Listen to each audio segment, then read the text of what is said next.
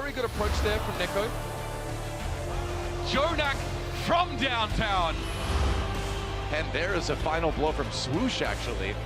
Nice shot again from Tavik. First tick done for New York, and they look like they're not showing any signs of slowing down. And the kills continue to pile in here for Florida. And Sabiobi now will have to find another way to strike a killing blow here.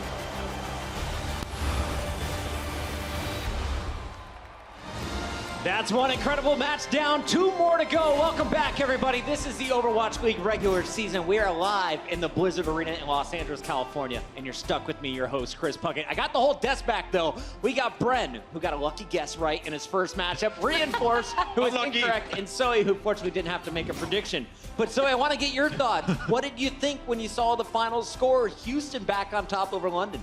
Well, I always believed in those guys in green. Oh, yeah, right. Always. Okay. Of course. Yep. You have no video footage proving otherwise. She goes for the Valiant as well. It adds up. Yeah, I see where you're going with this one. The color scheme going on. That's really it. Let's catch everyone up at home of what they may have missed. The first series, it went to a Game 5 as Houston was able to edge out London back on Ilios. Up next, though, we got our #1 team, the New York Excel, taking on Florida, and we close out the night. This is a big one, Boston versus Philly. Will Philly be able to get revenge today? Well, we'll find out about that match a little bit later, because it's time to start match number 2. Please make some noise as we welcome our first team to the stage. It's the New York Excel. Now, the Excelsior are the leaders in the standings after stage 1. Remember, the playoffs, those don't affect our regular season, so they are 9-1 entering the day. And honestly, this is one of the scariest, most intimidating teams in the league. Yeah, absolutely. I mean, they've been tearing up stage 1, Puckett, man. They've been coming into these games. Honestly, the meta seems like it was kind of made for them, the way the Mercy was back into it. Arc is one of the best Mercies in the league. In general, this was super good for them, but the question is now, can they continue this momentum going forward when we're in a different meta game, when Lucio was being played? That is the question on my mind. And you mentioned Arc, fantastic Mercy play throughout all of our first 10 matches. Well, Arc's not on the stage today. Zoe, what's going on? Well, he unfortunately has suffered from a wrist injury. Now, Janice will be stepping in last minute, who I personally don't know to be a support player, so I'm interested to see how they're going to work around it. I mean, we could see Pine step back to the support role. We saw him during the... Sacrilege! No, Sacrilege, during the Johnny. preseason we saw Pine on the support role, or we were true, waiting for we some did. birthdays to happen. So maybe we'll see some triple tank. We see Pine playing the support role. I mean, McCree, Sayara, what's the difference? At least if you're asking Doa. Dude, what a fantastic hat Pine is wearing right now. Lovely. Is he going to be on support? Is he on DPS? That is the big question. Jonas into the lineup for New York. Excel Arc is out with an injury, but it's time to introduce their opponent on the other side of the stage. Give it up for the Florida Mayhem.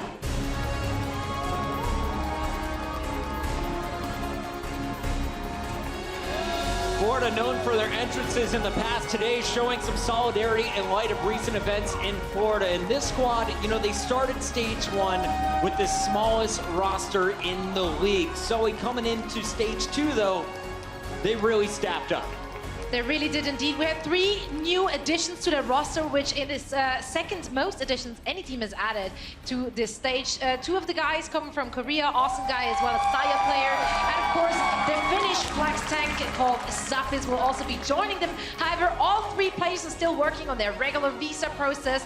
And once that is gone through, we're going to see them on this stage as well. But for now, it's going to be the starting 6. And if you look at their record, these guys are a bit bummed by the stage 1 performance, but this is a squad that never gives up, Johnny. We were talking to Swoosh earlier today. He said, we're coming in strictly business. Well, specifically, there's no more Mercy in the meta. You would think, right? We see some Mercy, but it's not Mercy every game. And we saw Florida Mayhem back when they were Misfits in Contender Season 1. I mean, they were just steamrolling through with Twick on the Genji and Logix on the Tracer. So I think this team, this is the stage where they improve from 11th to maybe like 9th. I am so buzzed, Johnny, for this team right now. I'm so excited for them. I've been, following them throughout Contenders. I know what they're capable of. I know that they can take some wins, right? Yeah. And we're going back to the I meta believe game. you. They are tested in. Me and Johnny, we love them. We love Florida. But listen, this is the meta game for them. This could genuinely be a very close match with New York, having the fact that they can't run Arc.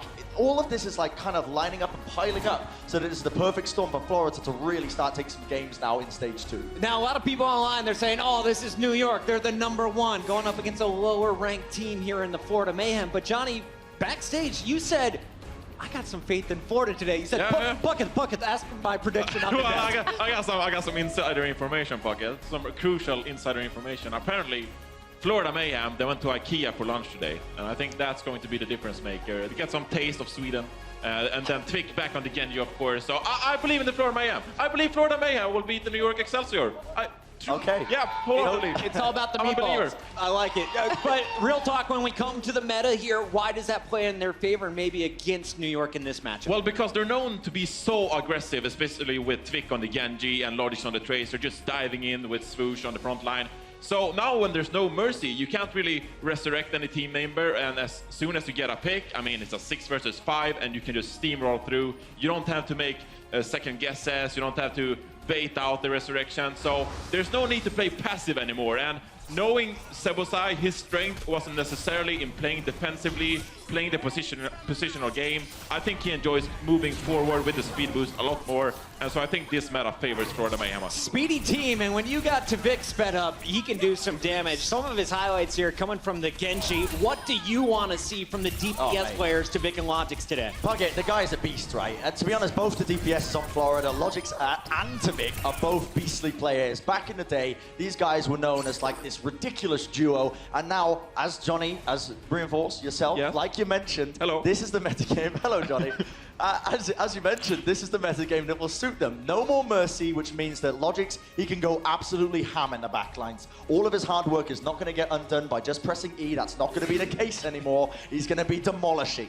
All right, I am looking forward to this game. Logix is back, you're calling. He's back. So what are you looking forward to? Well, you know, the thing is that if the games yesterday, as well as what we saw today, has shown us anything, it's that individual skill right now, up until a new meta has really been established, is the key to winning. And I really think that Mayhem does have that individual skill, and it's gonna hurt the New York Excelsior to not have Arc in there and now have to work around something, even though they only had 1 week to prep. You gotta take that into consideration. They are prepping for new maps, a whole new map pool within a week, and now they're losing one of the key players they have. So I see real chances here for the Mayhem. One of your best supports, if not the most played support that we saw on all of Stage 1. New York missing their star support player, but I got good news for all the New York fans at home. We talked about the DPS duo that we have on Florida. Well, New York's got a pretty powerful combo. Sabiobi and Pine are both in the lineup for this first game, and they are ready to take it to Florida. Let's see if they can get the job done as we send it backstage to Mr. X and Uber. Thank you very much, Puckett, and g'day, Blizzard Arena. Time to see now if the Mayhem have had enough time over the break to get themselves steeled for, again, running the gauntlet they did last season, this time in reverse. Well, you know, the devs talked a lot about NYXL missing Arc, and you know, they missed Jonak during the preseason, and Libero was able to play support for this team, and you know, they didn't like shock the world in the preseason, right? I mean, it was the preseason, you had a lot of rosters being mixed up, but that feels like so long ago. It wasn't like they looked bad, right? I mean, they were still able to weather the storm without Jonak. We know how good of a player Jonak is, so now you bring somebody else, you know, whether it's going to be Janice or Mono playing the support role here, at least in map number 1. Maybe we see Libero come in, play some support later in the series, but I think they'll be able to do it. First map of the series will be Hanamura. The idyllic landscape, of course, with the cherry blossoms falling. And the Mayhem will be hoping that they will not be joining them at this stage. The New York Excelsior, despite a slip at the end of stage 1 to the Spitfire, definitely looking to be imperious, very powerful, and the team to watch here, especially heading into stage 2 now. Is it kind of odd how, you know, I feel like the talk after stage 1 has been like about how great London was, right? Like, obviously they deserve it. They played tremendous on that final day, but New York still finishes 9-1. Yeah. Still in first place. London actually drop in placings, I think, even though they win the stage, because obviously the stage finals is the money, but it doesn't really count to your placement overall in the rankings. And I would agree with Johnny. I think this is a meta that's definitely going to be better for the Florida Mayhem. Sebosai can go back to be, you know, that Lucio player that we see him play a lot of the time. Right now he's playing Zenyatta. Maybe they're going to run Zen Ana on the defensive end here. Don't exactly need the Lucio speed boost and that AoE healing on the defensive end here in Hanamura. So the Florida Mayhem, this defensive composition, looking like they want to play quite safe, all right? That Tracer 76 combination is generally accepted as probably the least risky DPS combination there. Obviously, Swoosh playing the dive tanks. I know Reinhardt to try and hold the door. However, the NYXL might have something else planned. They might want to come in with that heavy tank-based lineup. The switch out here would make more sense. Pine looking to try and do a bit of a Flower. If you think back to the World Cup, this is the map that Flower made his name on that Widow. And I thought when Mono and Janice were both in the lineup, that Mono would be the one that would play the support role. I know if you watch his streams a little bit late at night. Oh, that was quick! Well, I mean, what did you expect? I mean, you can't just be out in the open when Pine is coming out on Widow, but I expected Mono to be the one that fills that support role as New York. Just walking through this initial choke, they've already picked up 2 kills. Not looking good for Florida. Yeah, good point. You bring out Mano actually on the support and not Janice here. But the NYXL can set up on the point pretty comfortably. In the Mayhem, will have one opportunity to come back and try and keep this going. They're going to group up, and now they're going to try and come forward. Savio took a little bit of damage, but he's easily able to get the extra damage across the line on Swoosh. Janice the only player to fall so far on the NYXL, and Savio is looking confident, comfortable, and really under no scrutiny whatsoever. A very easy take here for NYXL, all off the back of that first pick. Logix hasn't got to play Overwatch yet at all. That is about as fast as you can get. I don't think I've ever really seen 7 minutes and 11 seconds when the point unlocks here. Gonna have a lot of time to make some progress here on the point B. Florida does earn himself a nano boost. To Vic will switch off of 76. Will go over to Genji, try and dive Pine to the backline here. They're going to have to leave the safety of this last little temple, the Mayhem, to try and deal with Pine. He requires him to be aggressive, but the Transcendence's already coming in from the high ground. Saviobi is waiting to join the rest of his compatriots now, hoping to at least eliminate Vic or get some damage done. However, Mano falls foul of the Ninja. Saviobi on the point, but realizes most of his team have already backed away, and he will try and do the same, but he's low. Recall's forced, he's back in enemy territory in order to do so. And he's forced to recall out of Logix, but won't get away alive. And the Mayhem can at least stand tall now, having built some ultimates into this next fight. And Pine, as soon as he gets pushed out by the Genji and the dive that comes in from the Florida Mayhem, he'll switch things up to Soldier 76. I think we've seen a lot more Soldier than some people would have expected here at the beginning of Stage 2, but I think a lot of teams still figuring out this meta and kind of going back to some things that worked previously before the Mercy patch. Again, aggressive DPS setups aren't always the go-to now, with Mercy being unable to get into the enemy backline and resurrect your divers, so something safe and robust. This is also the standard response of teams who are still figuring out the meta. So we brought it up on the desk, and individual skills are an important part of this matchup. We're still yet to really see this meta coalesce into something that's defined. Dragonblade, though, that's pretty straightforward. Can't really ignore that, and Jonak just shuts Vic down there as well. Bear in mind, of course, that sound barrier making it very hard for Vic to get any damage done with a Dragonblade. Now the Mayhem have a chance to respond, but Manitou wanted to go up on the high ground. No, he'll get zapped down here. Self-destruct, get him that mech back. Most of NYXL having to clear the point for the explosion. And now they can come back in from that high ground. It's going to be a self-destruct being thrown on in here. No kills from that. Savio is found. Swoosh. Zupa has to keep his head down. Yeah, and Mono jumps down onto the point, trying to heal up Jonas, as there's going to be the Transcendence that comes in from Jonak, trying to keep these members of NYXL alive. It'll be the nano boost onto Manitin, and maybe just obviously the damage effects, but just that the sustainability to stay alive a little bit longer. Damage mitigation, the name of the game, if you're going to give a diva that nano boost there. But Pine has pole position right now. Tactical Visor claims him 1 kill. Gets Vic very low. He tries to pick him off from a distance, but Pine, it's a couple taps, and he'll have the job done. Pretty comfortable stuff here for the NYXL, and that's the first tick already. Jonak deals with Everso before he can even get out of the spawn, and that should be it. NYXL lock it down. 4 minutes and 40 seconds on the clock. Fairly straightforward approach from them. And Pine holding it from the backline there, the 76, giving him, some of the damage of Widowmaker, but also a bit of safety there in the sprint and biotic field. Well, he's playing up top with Jonak. Just Jonak able to just land discords, Pine able to just put some shots in at 76 from a distance. One thing I immediately went to go look at from the stats is, we saw on Stage 1 with so much Mercy and Zen being played, Jonak just get damage boosted, right, a lot of the time. And everyone was like, well, he's putting down these ridiculous damage numbers because he's getting that damage boost most of the time. Right, it was contingent on Mercy being in the game, right? So he's still at 20% of overall team hero damage. He was at one point before the end of the game where he's just firing off shots. He finishes with a 35% weapon accuracy. He was hovering for most of the map at around 45 to 48%. Yeah, he would have started spamming orbs when they had control of the point just to catch the respawns. But what's interesting is that Jonak has about the same amount of damage as Saviobi. They're about 100 damage off, which, as you know, is not very much at all. Where if you look on the other side where we saw Zebosai play Zen a decent amount of the time, I mean, he's at 12% of overall team damage, and he was shooting a little bit lower in terms of weapon accuracy. So you still see Jonak putting up these very nice numbers on Zenyatta, at least very early here. At least he showed he has the capacity to continue to stay in step with the rest of the DPS players on his team. Again, he's well and truly ahead of the pack in terms of final blows per 10 minutes, and that's important as a Zenyatta, finishing those kills. Bear in mind that Those orbs are harder to connect. It's not necessarily super spammy on the left click. The right click is an incredibly powerful ability in the game right now. The ability, if you have any sort of prediction of where your opponent's going to be set up, someone like Jonak, for example, you're definitely going to be able to net a lot of kills with charged Orb of Destruction salvos. I also think it's the stuff you don't see in the stats that he brings to the team. It just is a mental thing for the opposing teams, Tracer and Genji, about going back there and trying to challenge him. We saw it. Tvik went for the Dragon Blade. Granted, Jonak had a sound barrier, but he shut him down earlier on that second stage. Anderson takes a lot of poke early on, and because of the support set up here for the Mayhem, they don't have burst healing. So it's going to have to be a bit of a wait here for Manitou to come back, and Logix is already deleted by Pine, who's brought the Junkrat out. Yeah, you'll see Pine on Junkrat. Sabiel B will play 76 here, so 76 play from Pine on the offensive side. And you have Mono going to be playing the Mercy here, so he's going to be providing that damage boost, whether it's to Pine just spamming this choke or to Jonak in that backline. It's interesting, NYXL playing their patented anti-dive composition with a 76 instead of a Tracer for Sabiel. Some flexibility, a bit of extra healing goes a long way. We've obviously got the Mercy in the mix still.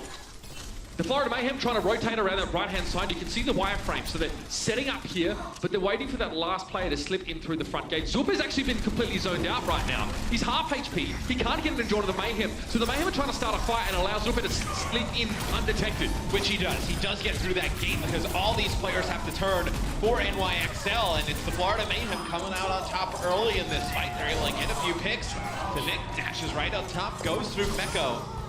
Maybe they're going to be able to take this first point. It's a lot of players dead here for New York. Florida should be pretty good on point A. So funny, the primary reason the Florida Mayhem engaged that fight where Tvik is looking right now is so they could get Zupe in, so he wouldn't get burst down as he tried to approach. Well, that's living on the edge there. Tvik goes for the swift strike and deals with Pine's tire. Likely that he had a right click of, shurikens out before that to make sure he had the damage. Don't just charge tires like that. They have found Sabiel. He's supposed to recall early. This could be dangerous. He's going to have to use all these dash charges to get away. Can they catch him? They've got him. Mono going to fall down now as well. It's a 64 situation. The Excelsior lacking players in this moment, and Pine also to fall. It's might have been a critical error coming out from New York. Transcendent over the point here. Jonak trying to keep what remains of his team up and healthy. But it's only Meko and Jonak on the point. Another Dragon Blade and Compound is using it further. Self-destruct over the top. Tvik looking for further targets. Won't have any more. There's a Winston on the point. Janus is very low and he will fall. Out of the picture now, Tvik forced into a little bit of a reflex as he gets charged down by Meko. Still a strong presence here for the Florida Mayhem on the point. They've identified a weakness. They identified an opening here on NYXL's defense, and they're looking to make the most of it now. Logix does get the Demon D-shooted and picked off. Meko is no more. Still no tick, and now the May coming out. Yeah, whenever May comes out on the defensive side, you know it's not going well. It's a self-destruct that comes in from Manitou. He'll get right back in his mech as NY trying to get back, challenge the point. That's going to be the second tick there for the Florida Mayhem. As things are looking great for them, Mitch. Real close. Very close to taking point B. Yeah, Pine needs to drop into the point, so does Sparta. They are there. Of course, Biotic all being used. They've got the Moira in the picture now just to get that extra burst healing, but it probably won't be enough at this stage. Mono booped into the next Tuesday. Sabiel trying to burst down Manitou. He still has his mech for the time being, but he gets knocked out of it. Zebaside's very close to a sound barrier here. It's one of those fights. I love the cast. It's going to go forever at this rate. Sound barrier in now. Florida looking good. Everyone benefits from it except from Zupe. It's going to be Meko getting D-Mech yet again, and now the Dragon Blade, the second one of this fight. That'll get the job done. And the Mayhem astutely identify a gaping hole in the defenses of the NYXL. A player out of position like Sabiel, they knew they could force his recall, and they knew he'd have to triple dash to get away. That made him a sitting duck. And you see, that's why we thought this team would excel when they can bring the Lucio back in. Zebosai giving the team that speed boost to go track down Sabiel B, get to the point. It's a big kill by Tvik on a Jonak at the end, where he doesn't allow him to get back in his ice block as May, because Pine at that point is going to get his Dragon Blade. He's off to that back left side of the spawn, and then Janus is coming off spawn as well with Primal Rage. So you may have been able to stall that a little bit longer if you were in New York. It's a big kill from Tvik. Perhaps a little presumptuous from Sabiel to be sitting on top of that mega health pack where he was as the Mayhem approached, and it's possible that Sabiel wasn't expecting almost, in fact, all of them to be there. You notice that the Mayhem quickly transitioned off the point there on the left-hand side with their entire team. You don't always expect to see that. Normally, you expect enemy teams to knock on the front gate of that second point or go up on the right-hand side. Nice little mix-up there from the Mayhem to catch the Excelsior unaware. He talks about how good New York's time is. Florida sets an even better time by a few seconds, and think if they don't have Logics get picked off instantly by Pine when NY was on offense, maybe they're able to hold a little bit better on D. See the Florida Mayhem on defense run that same exact comp they tried before. Yeah, Zupe on the Ana. Any chance he has to play Ana, he'll go for it. It's his favorite hero, arguably his strongest. It's a rare thing to see Zebasai get to play a little bit of the Zenyatta. No need for Lucio on defense here. You're not too worried about speed boost. You're not playing aggressively for the most part. Pine now just waiting for that shield to dissipate, getting a high ground little purge, but he's been spotted out. Logic's just going to send him a couple shots from that low ground. And it's Zebasai down to 1 HP. He gets away, but Meko jumped on top of him. Pine paved the way with good damage from the Widowmaker, and Meko knocked it out of the park. And it looked like New York was going to try and speed boost and go through that choke, but when they saw the players from Florida setting up around that left-hand corner, they kind of knew something was up. As you see Pine just finishing this off with a few headshots. They knew that Zupe was hiding in that right-hand side, was going to try and hit maybe a sleep dart or one of the tanks going through, or connect one of those big biotic grenades, and everyone was going to collapse. They did a great job of putting the Winston bubble down, and also using that D.Va defense matrix to negate anything he would have gotten out of that. They're able to walk on in, take point A. Pine as sure as a magnetic guillotine comes down. Logix was caught out on the point there. It's tough for a Tracer to escape. So now, the NYXL are going to make their way up yet again. Again, they want to maintain or gain at least some high ground control, just on the platform to the left, or just right in front of Meko here. That's where Pine likes to set up and get a big tactical visor. In the interim, he'll have to charge it up. So a bit of poke damage here for NYXL is the order of the day. But New York's going to have a window here with both support ults and Primal Rage where they can get to the point. It's just going to be nano boost available for the side of the Florida Mayhem. Meko now might have to, try and peel back on his backline here. Janus here, Primal Rage. Going to get him the damage on towards Logix. There's not much he can do. So Ultimates are definitely being pulled out of the NYXL. Now they want to kind of finish things off here, but it's not really working the way I would have liked it to. Jonak is landed on by Swoosh, and Pine falls to Maniton now. Janus is trying to chase down, almost finishes Tvik. The Orb of Harmony keeping the Cyber Ninja alive, and that's a chance for Tvik to spring back. Scary moments here for the Florida Mayhem as NYXL had the engagement they were looking for. Couldn't convert. Yeah, Janus dives in onto Logix and they give the nano boost up to Swoosh and he jumps onto the high ground and they get him quite low and then he's able to just make a move down towards that bottom health pack, pop Primal Rage, come back up top, finish off Jonak. This next fight, he will have Dragon Blade for the Florida Mayhem.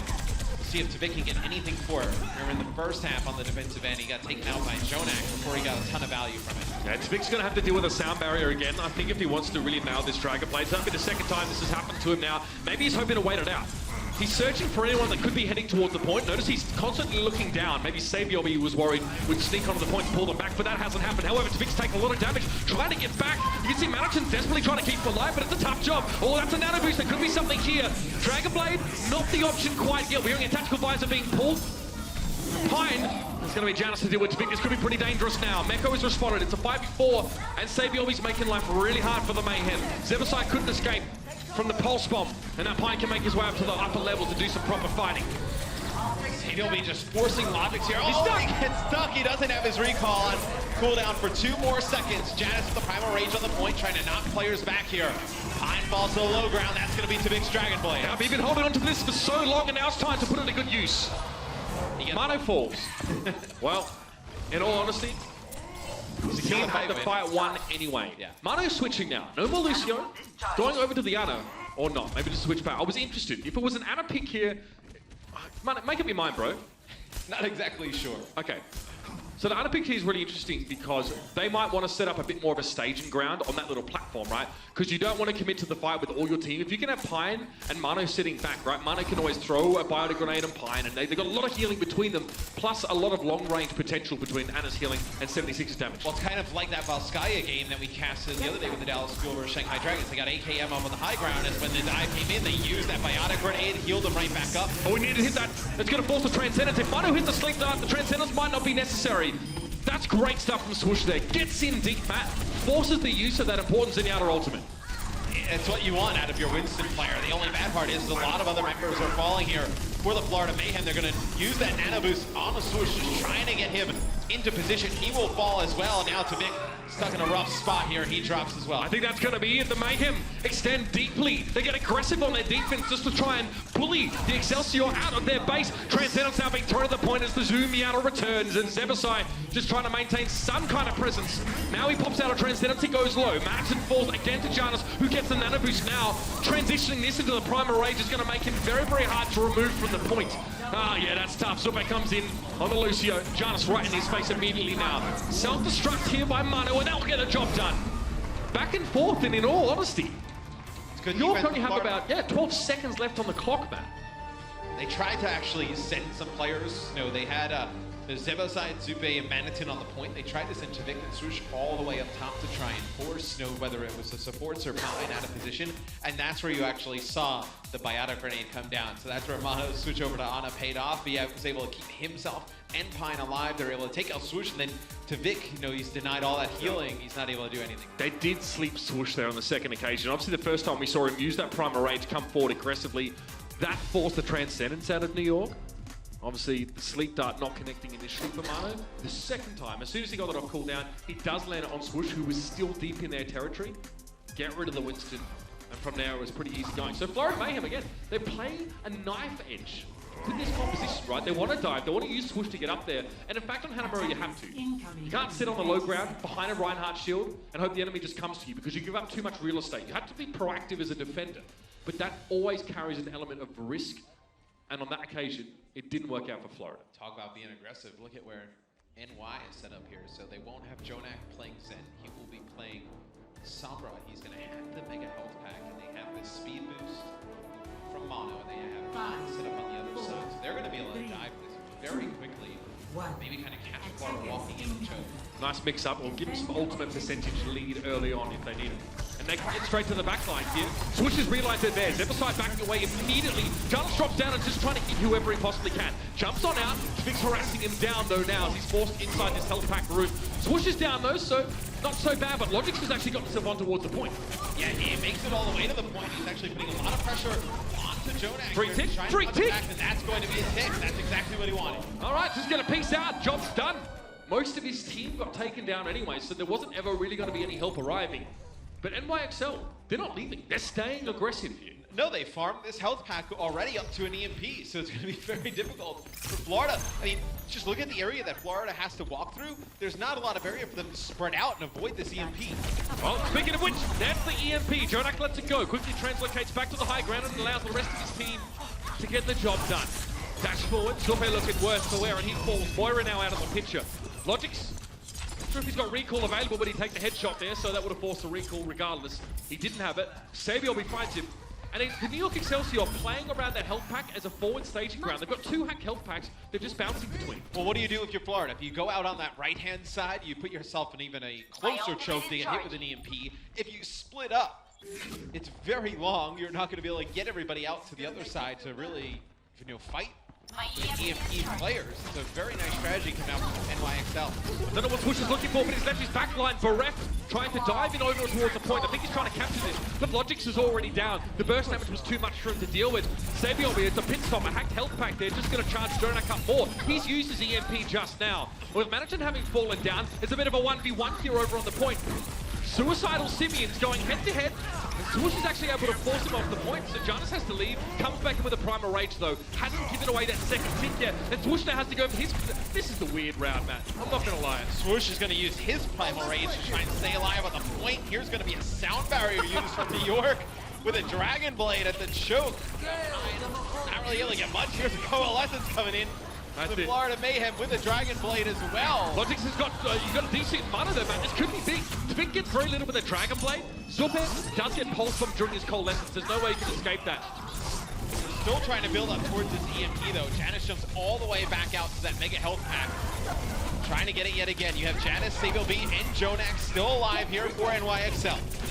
Second tick pretty close, another EMP though. Madison can do very little, but watching Mouse one seems to be enough for the time being though. Gonna get charged down, bursted out. Micro Rockets to de-suit him. It's the self-destruct kicking in just when they needed it though. Get some zone potential happening. They've got themselves 2 ticks and Logix is looking just to charge up another pulse bomb. 2 big tanks, big bodies, that's exactly what he's looking for now. Getting damage, adding it to the stack, but it's the self-destruct to claim Logix. Somehow he was caught there by the fallout, but still, the Mayhem are holding strong. Sebiobi dashes back on towards the point here. There's a pulse bomb in the mix there somewhere. We'd love him to charge one up for the next fight because I think this one is pretty much done. Zebasai has a sound barrier, won't be forced to use it.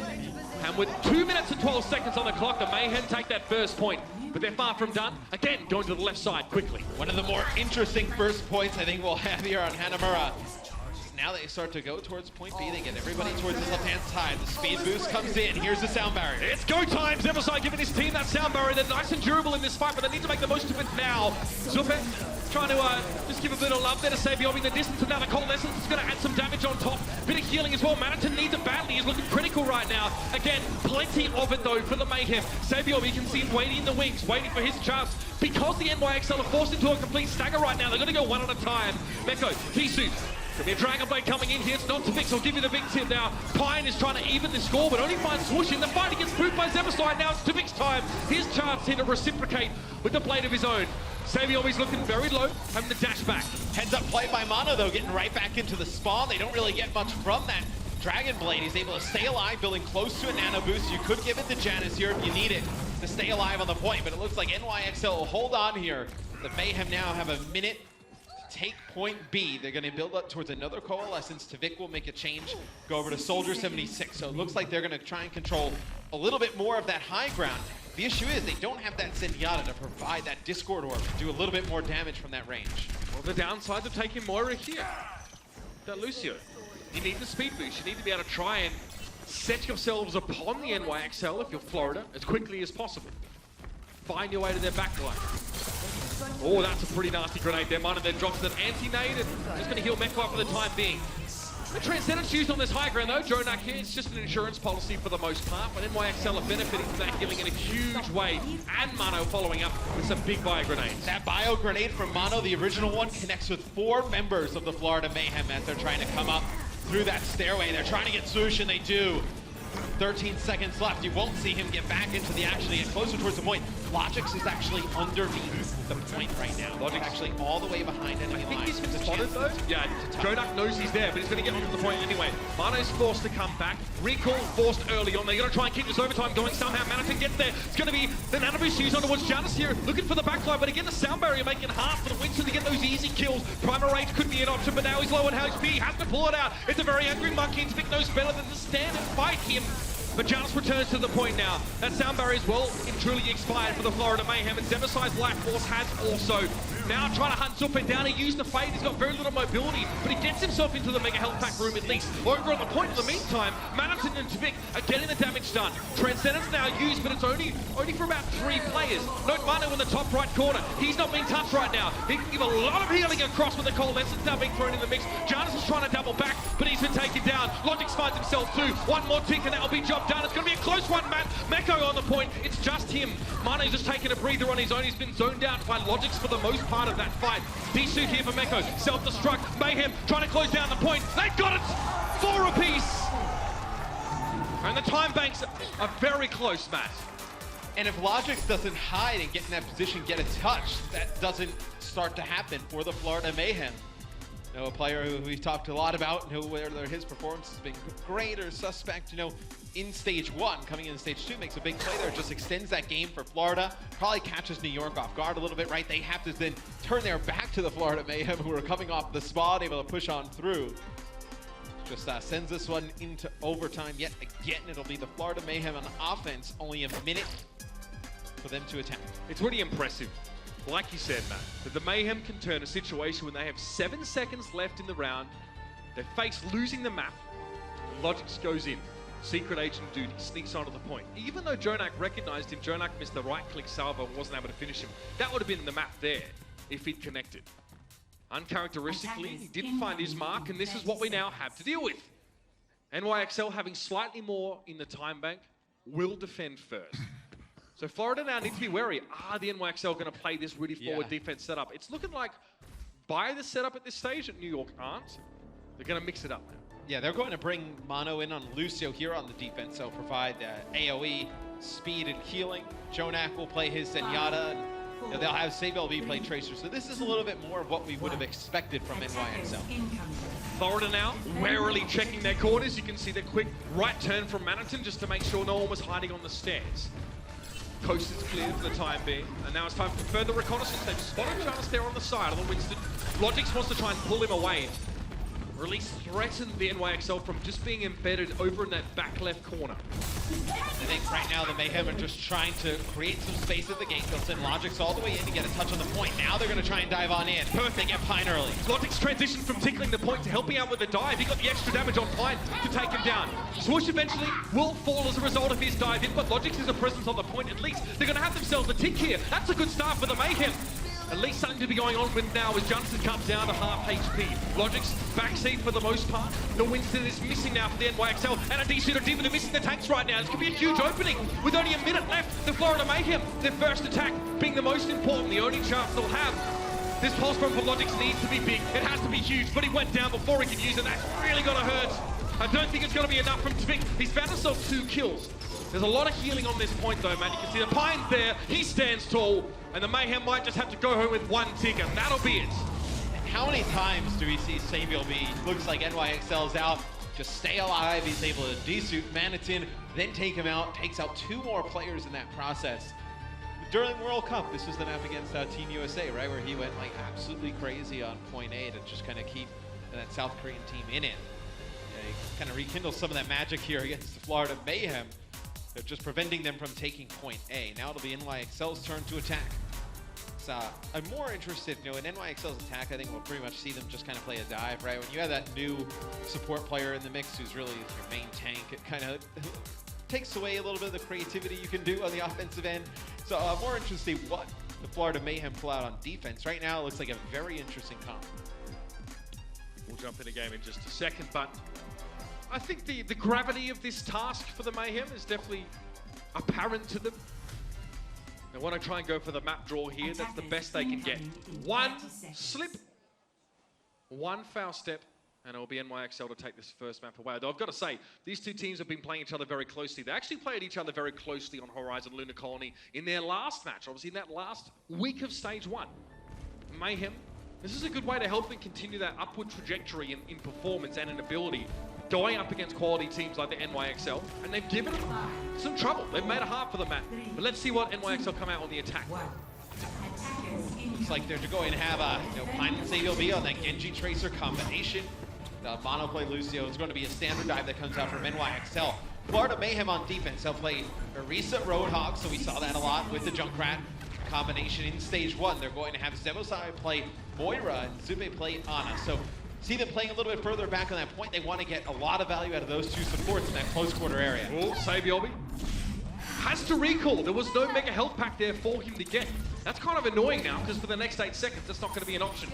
Who needs to lay low for the time being. There's a lot of healing available for the Mayhem here. Big, beefy bodies, the big tanks here, and they're taking down Janus first. Pine also to fall. This is huge. The Mayhem looking to hold strong for now. SaveLB backing away. That music should be telling you that it's dire straits for NYXL. If they want to get this map win, they have to take the point. Just more than 1 tick map. And you see Zebosai getting very close to a coalescence at 85% now. He'll have it in the next fight.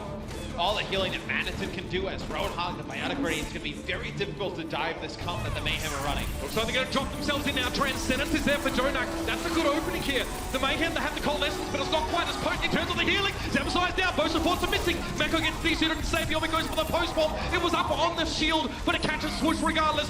Manhattan now into Tvik. The last 2 left for the Florida Mayhem, and it's probably not going to be enough at this stage. Manhattan wants to take a breather, but he won't have the opportunity. Tvik gets burst down immediately. That's the primal rage. Celebratory roar coming out here.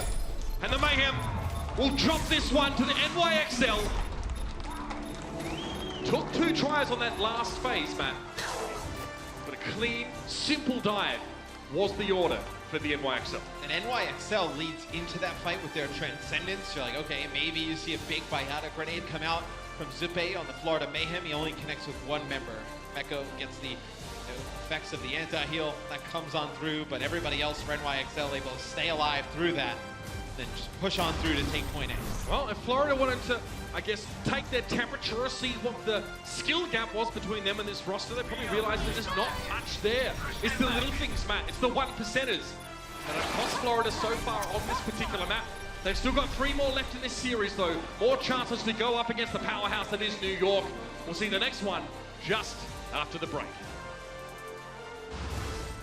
The Overwatch League is brought to you by T-Mobile, America's best unlimited network. Omened by HP, the official PC and display of the Overwatch League. And by Intel, the official computer processor of the Overwatch League.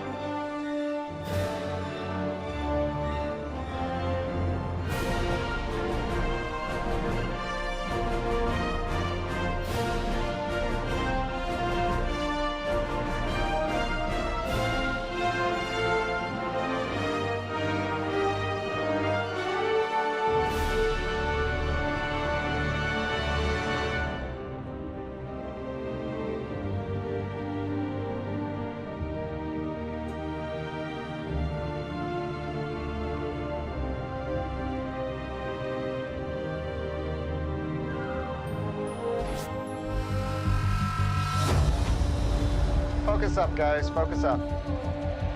We have the best players. We have the best fans.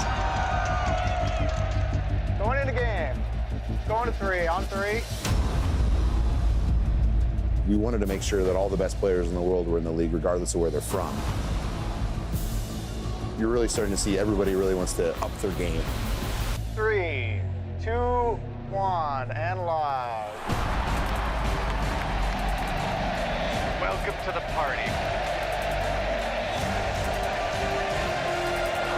Oh my goodness! So many stars on this lineup. And this is where we see the high quality Overwatch, everybody.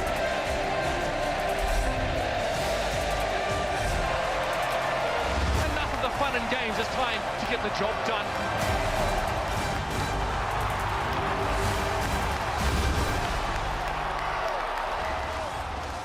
Yes, thank you, pass, Mitch. That's correct. It's time to get the job done for the New York Excelsior. They're looking to continue to extend their dominance here in the Overwatch League. But for the Mayhem, there's always a lot on the line in these kind of games. Not only are they testing their mettle against these top rosters, they want to prove to themselves and the fans that they belong here. We know they do.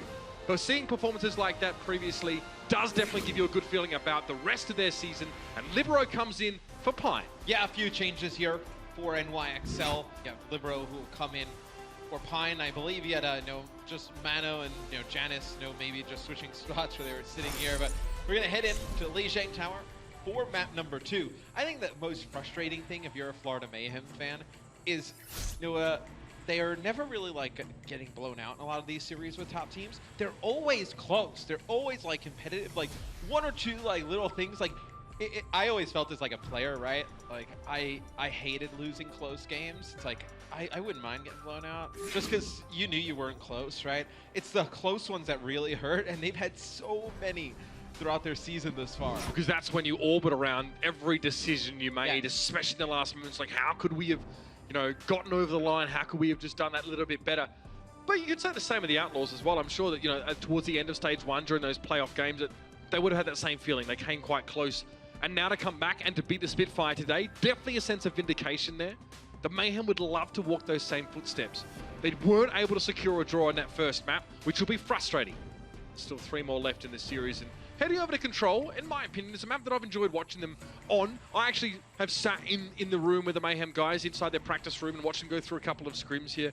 That communication, it's so funny, I used to tease Tvek all the time. I tried to interview him and I'd say, like, what went wrong for you guys here? But even back when he was playing for that Misfits team before the Overwatch League, and he always said communication. I eventually got fed up with him and just told him, like, you're definitely just lying to me now because you say this every time. But it's been a huge work in progress for these guys. Saying what they really mean and keeping it short, sharp, and shiny has been a challenge for the Florida Mayhem. But I'm happy to say, in my experience, it's improving here. Hasn't improved enough? We'll see, because we've got some Zarya Reinhardt time now. So we head straight into Command Center. So Mono will be playing support again. You'll see a triple tank lineup that comes out from NYXL. With Xavier will be playing Zarya. You see Zarya a lot on this point. Libero actually catches Zebosai there at the beginning, which is huge. You can't lose your Moira in this type of comp because she provides so much healing for your Ryan and Zarya. Moira is excellent on this map because D.Va is not a fixture. You can actually get huge value out of your biotic orbs, whether aggressive or defensive, the healing or the damage, without the defense matrix in the mix. Well, Jonak is going to get much more value out of Moira. You see him pick a kill up there on a Logix with one of those orbs because Florida Mayhem's not running the D.Va. So you just look in terms of, obviously, Zebosai jumps early in that previous fight, but just the orb damage and healing, what it can provide in terms of ultimate charge, just vastly different. You see Zebosai switches off of Moira right away. He'll go over to Lucio, not getting a ton of value out of those orbs, not building up towards ult. This map can become very oppressive to play if you don't control the point. Trying to squeeze in through these small corridors against a Reinhardt and a Zarya, it can be nigh on impossible for some teams. Zarya's going to get all the free charge from your poke damage. Reinhardt is going to block the path and prevent you from getting poke of your own if you're trying to land these shots. And then the Junkrat sitting behind them just throws in grenade after grenade without worrying about taking damage himself because he's sitting behind his Reinhardt's protective barrier.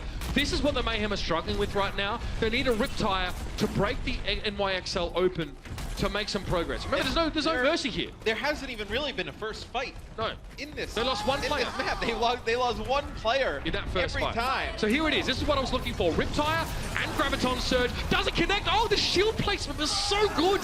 Janice just puts it up in the air. The sound barrier definitely helping as well. But now the Mayhem are going to use a Transcendence, by the way, which does nothing to stop a Riptire. Zebosai just found that out the hard way. And then they use their Earth Shatter. Swoosh knocks down 3. They use the Coalescence to just heal it right back up. That is not ideal for the Mayhem. Not ideal. They had the options there. Only once, if you're behind this final round, only once are you going to have a fight where you have the ultimates to allow you to regain control. They blew that one. Now they're in trouble. 6% and the round's over already. And they have to run in, and they're going to run right into this Earth Shatter from Janice. They may not even get back to the point. Janice hoping for a bit of Earth Shatter action. We'll see. No, shield was up. He managed to catch a couple. Sound barrier for Zebosai. Keeping the rest of his team fairly durable, and that's the Riptide that we're looking for. The Hail Mary, so to speak. Meko and Libero fall. Mano on the point with Slither of health, and that's all he really has to work with. Janice is swinging at something in the distance. Maybe he's swatting flies. He's going to try and back away, and he should be safe enough. I don't think the Mayhem will pursue him this deep. He'll get all the way out. Logix gets to the point, then the double Riptire kill that comes in from Tvik was huge there. So Janus did connect with 2 with the Earth Shatter, just wasn't able to get any follow-up on it. So we'll see the Mayhem playing a little bit further up. Manitin building quite quickly up towards the Graviton Surge here. Yeah.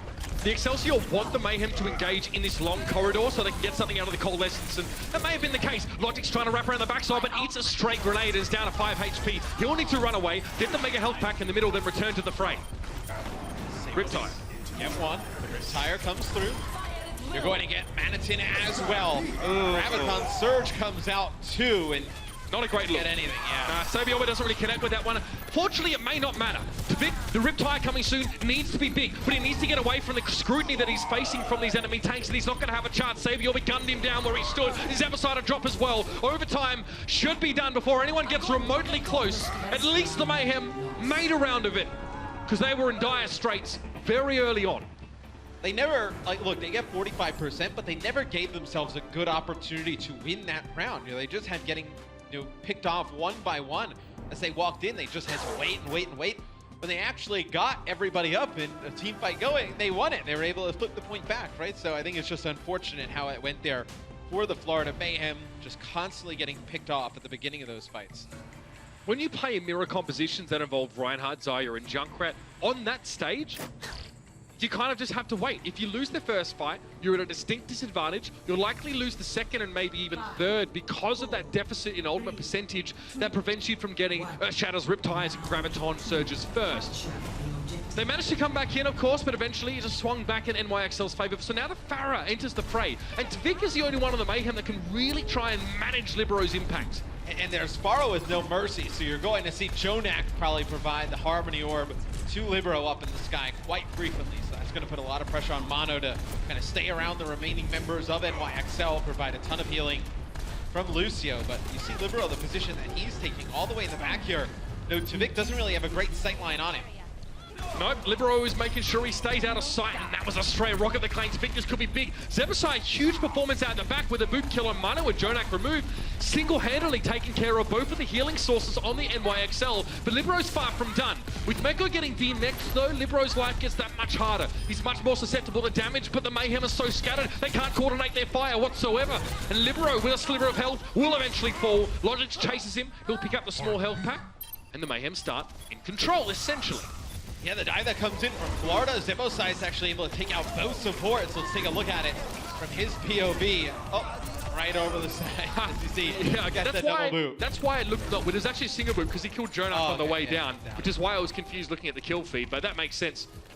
He's just making sure, you know? So the Mayhem now in control of the point.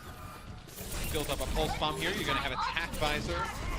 Libero switches off a bar right away, so doesn't want to keep trying to challenge Tvik without a mercy on his side. He'll go over to Genji. You're going to get very aggressive with a dive from NY. Logix is creeping. Pulse bomb in hand. Best target right now, probably a tank if I'm honest with you before the engagement starts. Pulse bomb dropped in the corner. Jonak backs away from it, but there's follow-up there. Somehow Jonak's still alive. Of course, the Transcendence. He pops it frantically to prevent himself from being taken down by Swoosh. But Swoosh lives up to his namesake in the manner that he felt. Wasn't much that he could have done with the Transcendence in play. His Tesla cannon was woefully ineffective. It's interesting that they're able to dive Jonak and not get him down at all. He uses the stays alive long enough to use that Transcendence, pops it right away. Gonna get escorted by Mono with the speed boost over to the point towards the rest of the team. Now you'll have a sound barrier for NYXL. You have both support ults here for Florida. Primal.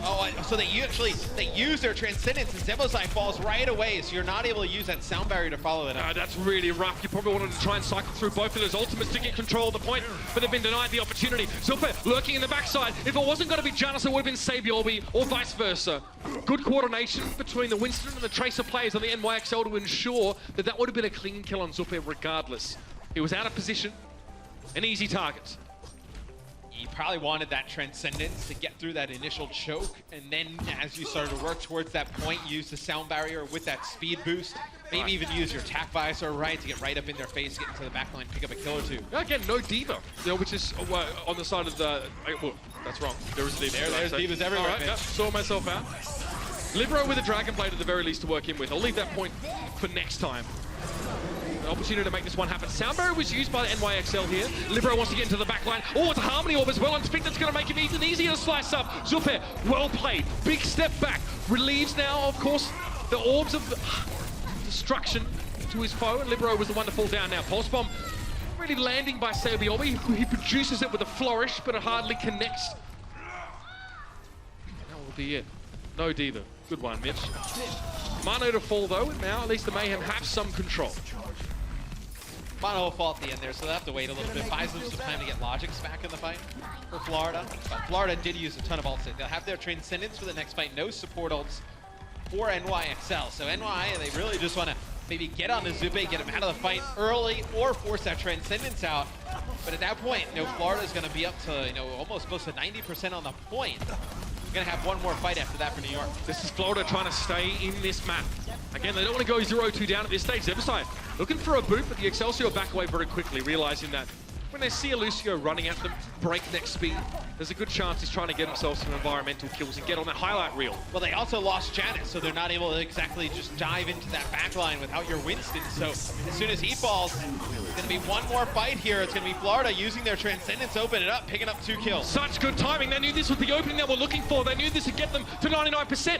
But in their aggression, off the point, NYXL actually sneaks back in and retakes it. Now they'll stall it. NYXL have positioning. This leaves Zupe out on his own. The rest of the Florida Mayhem went to try and capture the point back, leaving their Zenyatta high and dry. However, they retake control. Meko's going to get blown out of his mech there, but self-destruct will allow him to get it back in just a moment. Good peel back from the Florida Mayhem, though. Look at the disengage. Tvik gets away from the explosion. All the defensive ultimates being used here by the NYXL, but Tvik keeps himself scarce. We'll probably head back for the health pack and try and return with a tactical visor. Maybe it might not be needed though. Libero low. Mano looking worse for wear off from that left-hand side, and Logix picks him up. This is big for the Mayhem. A chance here to make this one apiece now, and they've done it! That's a huge turnaround. Really well played, that final engagement. They just get a glimpse, Matt, of a New York player, and they throw everything they have at him to give him the man advantage. Yeah, and we were on with Tvik for a little bit, then we went free cam when Libero was using that Dragon Blade. It was a really good reposition from Tvik, though, to go to that initial main choke point there towards that front side of the point, and then use the tac visor from that angle. Didn't give an opportunity where Libero could have just dashed right through him, got behind him in a weird angle, made it very difficult to locate him playing that 76. Libero's Dragon Blade was looking pretty frightening at that point of the game, but he got knocked around a little bit by Manitin, I think, at the start of that, so it made it hard for him to actually close with his intended target. Clever stuff from Manitin. We expect no less. So, straight off the bat, the Moira comes here for Zupe. Zeberside on the Mercy to match with the Pharah here.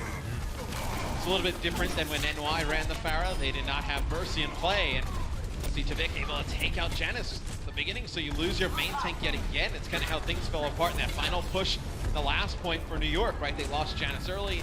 They're not really able to get a great push there to try and force out the Transcendence. They lose Janus at the beginning. May not hurt him as bad, though, because Sabiobi takes out Zupe playing that Moira. Really nice from Sabiobi. Got his way into the back line, undetected. And have enough to finish off Tvik in just a moment here. There's not much chance of him staying alive any longer. Tvik was hoping to bait some aggression from New York towards him, so that the rest of Florida, who was still sat on the bridge, by the way, could actually have played forward. But Sabiobi completely ruined that plan. Great flank. Immediately removes the Zenyatta from the mix. Or the Moira, should I say. And he knows where Logix is playing here, just trying to poke him a little bit, force him back. Does not want to let Logix trying to build up some percentage on the point. It's going to be a pulse bomb, sticks it on to Manitin, gets him very low. He's going to get the D-Mech as well. It's a big pick. You've lost your Diva now. Manitin has to jump off the side. It's going to force Florida to back out. 25% to 0. Florida, again, they get themselves 95% of the way in that previous map, if you recall. And then they fell apart. Can't allow that to happen here. They start well, they finish less well, so to speak. It'll be Florida leading with a Coalescence. You're just going to kind of barrel in behind that ultimate. They're going to use Valkyrie at the same time as well. So using both support ults, it'll be the Rocket Barrage. It'll be the Meko taking out Tvik there. Rez that comes through on his base. So you get both supports back up here for Florida. That was so smart from Jonak. He sees the barrage. He just gets a glimpse of Tvik in the window and he goes straight for the Transcendence, knowing that it would have been either Tvik or him at that stage. Great response. Primal Rage to be used in this fight by Janus. So we're not quite knocked away. Bardic Orb thrown in, but Meko eats it up straight away, so they're missing a lot of healing for the team on the point now. Zuppe able to get very little done on that Moira because the D.Va's just mitigating the healing potential. Swoosh though, cat amongst the pigeons, looking to try and deal with the backline, but no, he misjudges the jump. Falls away, Manhattan to get D-Mech'd here, self-destruct, but it won't give him a chance to get back in. A lot of ultimates here, perhaps not being used to great value from Florida.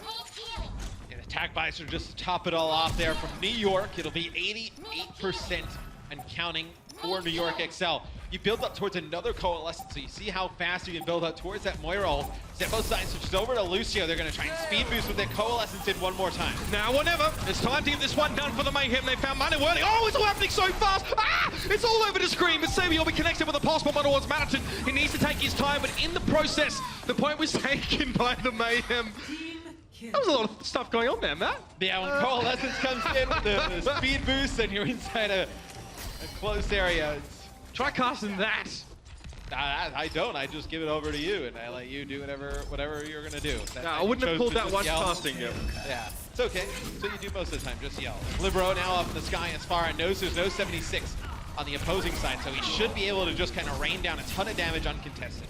Tvik just taking a breather. He wants healing from someone. Zuppe actually managed to get Meko D-Mech, but Tvik, oh! Are you kidding me? Get out! That's disgusting! Straight at Libero from long range. Okay, Manhattan now out to the backside of the Transcendence invite. Jonak here, self-destruct, just to zone away NYXL, but they'll be back with a vengeance, you can be sure of that. Swoosh getting fairly close to his primal rage, would love to have that one to stall things out further. Every second counts for the Mayhem. They need to maintain control. Primal rage surely getting pulled in a moment now, the self-destruct coming out from Meko. He does manage to get back in his suit, that's huge for New York. Now that primal rage we were talking about. Meko and Mano, both very low on HP. Mano got knocked away from the point, and Swoosh, try following this one, by the way, as Swoosh is going nuts, trying to open up some space, and he's done so well. Logix uses the distraction of Swoosh on the point to find himself a D-Mech, a kill, and Janus to go down. That's two. Big fight for Florida. Yeah, New York may have used that sound barrier there. If Janus could have stayed up a little bit, because you had Jonak coming over the bridge. You would have had all 6 members set up there. You would have had the sound barrier and a rocket barrage there to use.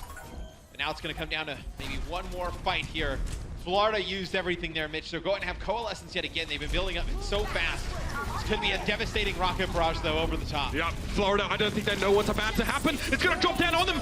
Oh, that's gross. It's 2 for Libero to pick up Zuppe and Tvik. But Mana goes down by Logix. He has control of the point. Libero almost gets one clipped. He actually gets out with the rocket pack before he gets dropped down. But it's Florida in control. It's overtime.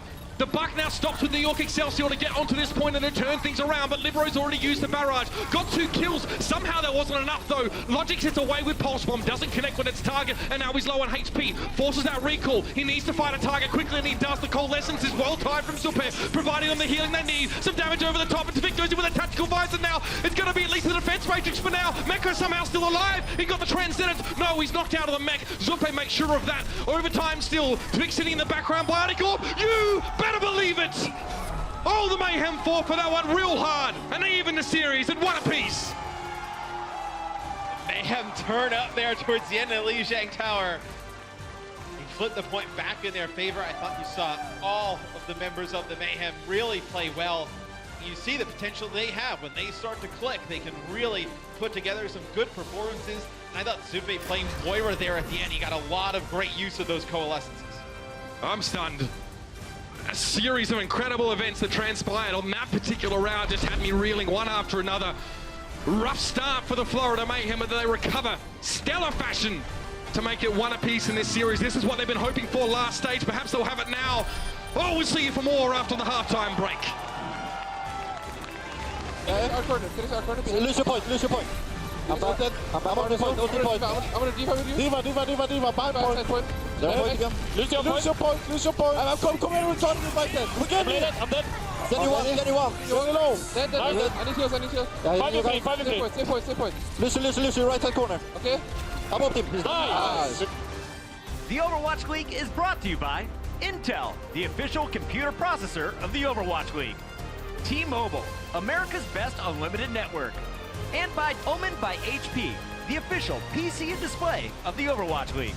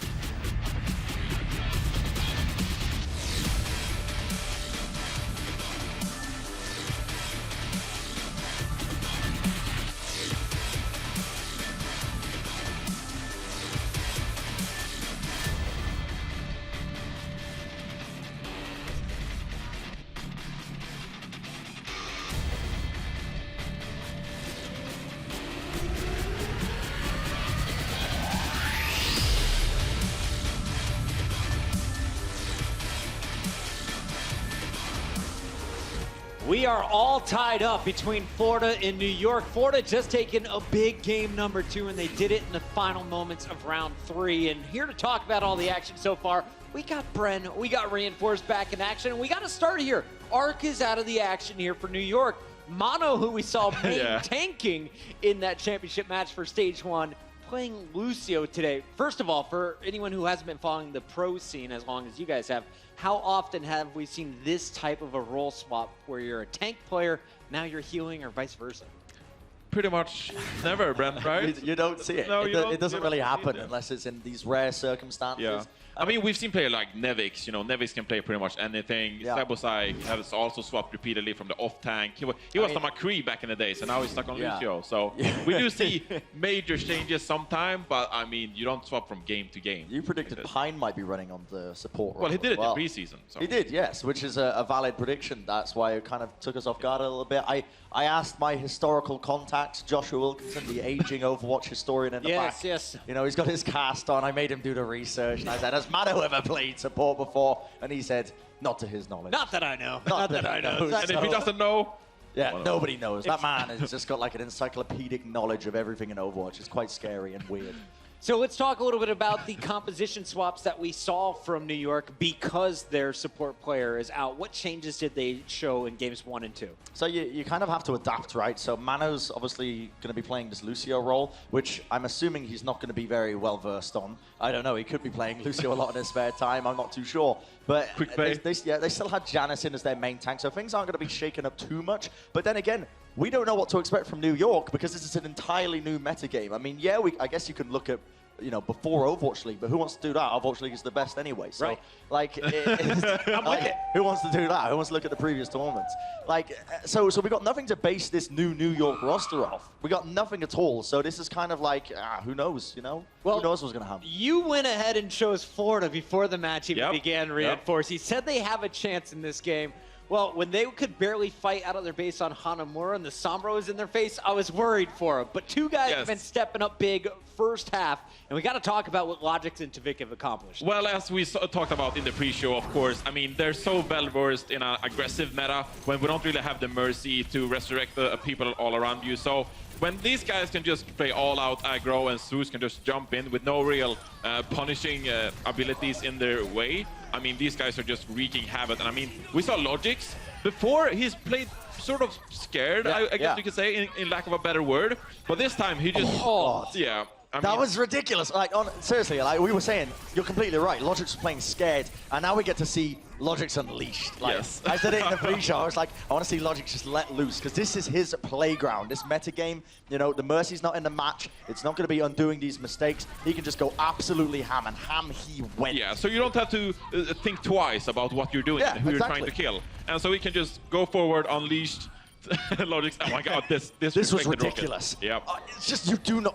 That's play of the week so far. Real quick, explain why is that shot with the Genji so impressive for anyone who doesn't understand the mechanics of the reflect? Yeah, so Genji's reflect, right? Anything shot at you is shot back, generally speaking, but you actually do have to aim it at the same time. So air shots are rare enough when you're playing Pharah normally, and you've got 6 of them in your clip, and you're firing out rockets. You got 6 to, you know, to eventually hit an air shot. But Tavik just does it on Genji, right? He's just like reflecting these rockets upwards, so rare. But it just shows his proficiency on multiple different heroes. You know, the guy is a great Pharah even when he is playing that role. So it just stretches across. And even then, I mean, they didn't have any anti-air heroes, so Tavik just shutting down the Pharah on a Genji, that was pretty game-winning in itself, I gotta say. So that just made it even better. All right, so let's talk a little bit about the series so far. Game 1 goes to New York. Pretty close attacks at the end. New York showing a little bit stronger defense. Let's talk a little bit about what we saw at the end of Game 2, though, because this could very much be a 2-0 series in favor of New York. Instead, it was Florida who mounted the comeback, and you're going to break it down for us, Johnny. What did we see in the final moments of this game? Yeah, so I'm providing the insights powered by Intel and how Florida actually won this fight. So we're going to head in here, and I think the key pick is Suppe, of course, on this Moira. We're going to see in the top right corner, he has the Transcendence of, or not the Transcendence. Coalescence. Coalescence, I got you. excuse me. He doesn't play support. Complicated words for an old Swedish man, 22 years old. And so the key pick here really is that you can position your Sombra around this spot right here in the back towards the inside room. And then you have all these visuals throughout the point where you can we have good sightlines on your team. And knowing Moira, she's not very exposed, so she can stand in the back here and basically just heal her team throughout. And New York Excelsior, they can't really pressure this Moira, and the overall healing output is just so big, so they can't really kill Manitan and Swoosh. So as we play this one out, of course, this is the very last fight. And I mean, this Moira pick, to me, is just the crucial one that actually won them this round. Because you don't really see Moira ever on this round or this stage at all on Garden. So it was a bit of a unique pick. I wasn't as confident when I saw it, but it obviously worked out great for them. So very impressive stuff coming out of Florida. And it looks like a bunch of yellow circles and white circles playing bumper cars, but pretty much. I also just noticed how, like, Zebasai, you saw that entire time, the Lucio was just dancing around, trying to keep those tanks up, buying time for the Moira. It seems that Florida is a little bit more comfortable in this Lucio meta once again. How often should we see Zebasai off of that Lucio? Well, we should see him pretty much all the time now. That's my insights. Always on Lucio? Yes. No more Mercy. I think we've seen enough. I think we've all seen enough. I know Zebasai is very excited not to be playing Mercy. Now, we talked a lot about Florida during this halftime show. We should also hit New York, and there's one player to keep your eye on in the second half. Sabiolbi was once crowned the best tracer in the Overwatch League by Johnny Reinforced Larson. Is he still the best tracer in the game, Johnny? Oh, I mean, Logix went pretty ham this game, okay? But I do not want to sell him short after one single game. Perhaps he's playing a bit overconfident. Because he's my man, you know. I totally believe in this guy as the best tracer in the world, and I'm not going to let it go that easily, Brent. Do you remember a while ago you said you were arguing with me that Sabiolbi is the best tracer in the league, and I was arguing against it? Yeah. Well, here I'm going to do the opposite. You were wrong. I was wrong, yes. I will admit to that. I will admit to that. As you were wrong. First time. First time ever, apparently. No, but I mean, we got stats here from the first match. The guy ended up with 24 kills, 9 deaths, which is a very strong performance on Tracer. That was map number 1. That was Hanamura. So, I mean, he was completely outperforming. 9 of those kills were on the support backlines of Florida. So, I mean, Sabiolbi has been sort of this focal point player for the reason why New York are playing so well here, despite the fact that they're subbing in these players. It's a little bit unusual. Johnny, I always give Bren this opportunity to flip-flop at halftime. You picked Florida to win this series at the start. Bren off camera said New York. Do you want to join Team New York, or are you staying with Florida here in the second half? It's a hard question, you know. I believe they have some. They saved up some meatballs in the dugout, of course. So I think the Florida Mayhem, they got this. Swedish meatballs during halftime. We'll see if it pays off. That's going to do it for our halftime coverage. When we come back, it's more Zarya and Reinhardt. Kings Row will be game number 3. Don't go anywhere. The Overwatch League is brought to you by Sour Patch Kids. Sour, sweet, gone.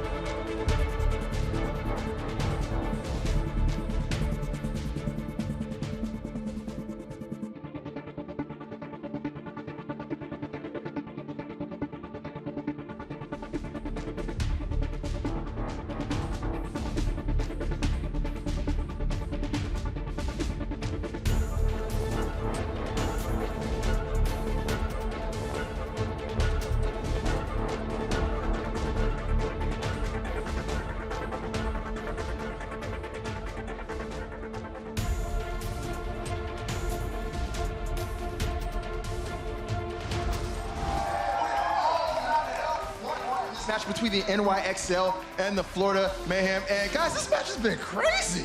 We got all kinds of stuff happening. We got Genji's deflecting, rockets back up and firing, all kinds of crazy stuff, yo. But I do want to take a second to personally send a shout out to the Florida Mayhem for that awesome act of solidarity that they showed coming to the stage. Just always good to see that. It really warmed my heart. And it's obvious these guys are playing with a lot on their minds, so the fact they're doing so well is crazy. But guys, we still have a whole nother half. You better believe both of these teams are going to be trying to win out completely because every map matters. Every map. So, to get back into the action, let's send it on over to the casters, Mr. X and Uber. Thank you very much, Malik, and you're not wrong. Every map matters from this point out. We've learned a lot of interesting things this series, not least of all that a 26-year-old man's voice can still break. But as it stands, we're one apiece in this series. Did you really think we'd be here at the start of the game? No, I thought the Florida Mayhem would be better. I did not expect Arc not to be able to play today. That's probably something that I would take into consideration. How much of a difference do you think this really makes, though? I think it does when you have your Lucio player, right? And if you want to play Dive, we've seen them play a lot of Tracer Genji thus far. Just with the speed boosts and the timings of sound barriers and how many people you actually connect with, I do think it has some effect. Well, let's see if that can be overcome on the side of the NYXL, or if you're a Mayhem fan. To see them get their second victory of this season, sure would be a big deal. Again, lost the last 5 of their matches. It's been a rough road for Florida. They've had to go up against a lot of quality teams. I mean, they came so close to downing the Fusion in that final week. But Matt, Kings Row, we're back. It's great to see this map back into play. I personally, this is one of, I would say if I had to pick my 2 favorite maps, it'd probably be Kings Row and Dorado. Those would probably be my 2 favorite. Kings Row, just so many different strategies you can run at any point in the map, right? You know, from the offensive or defensive end. So I just love the versatility of things you can see on, in Kings Row. Again, we have quite a flat start to the map as well. We see the second stage, and even towards the end here, limited verticality, limited options for heroes to really use high ground to their advantage. And we often see Zarya, Reinhardt, Roadhog, D.Va thrown in the mix, and people just sort of grinding it out, trying to make some progress. And of course, here is the end of the map, which is always conducive to those stall scenarios. And the call will be scrap all robots. I think young Jonak might have something to say about that. But on the defensive side, Matt, let's now put this Florida Mayhem setup under the microscope.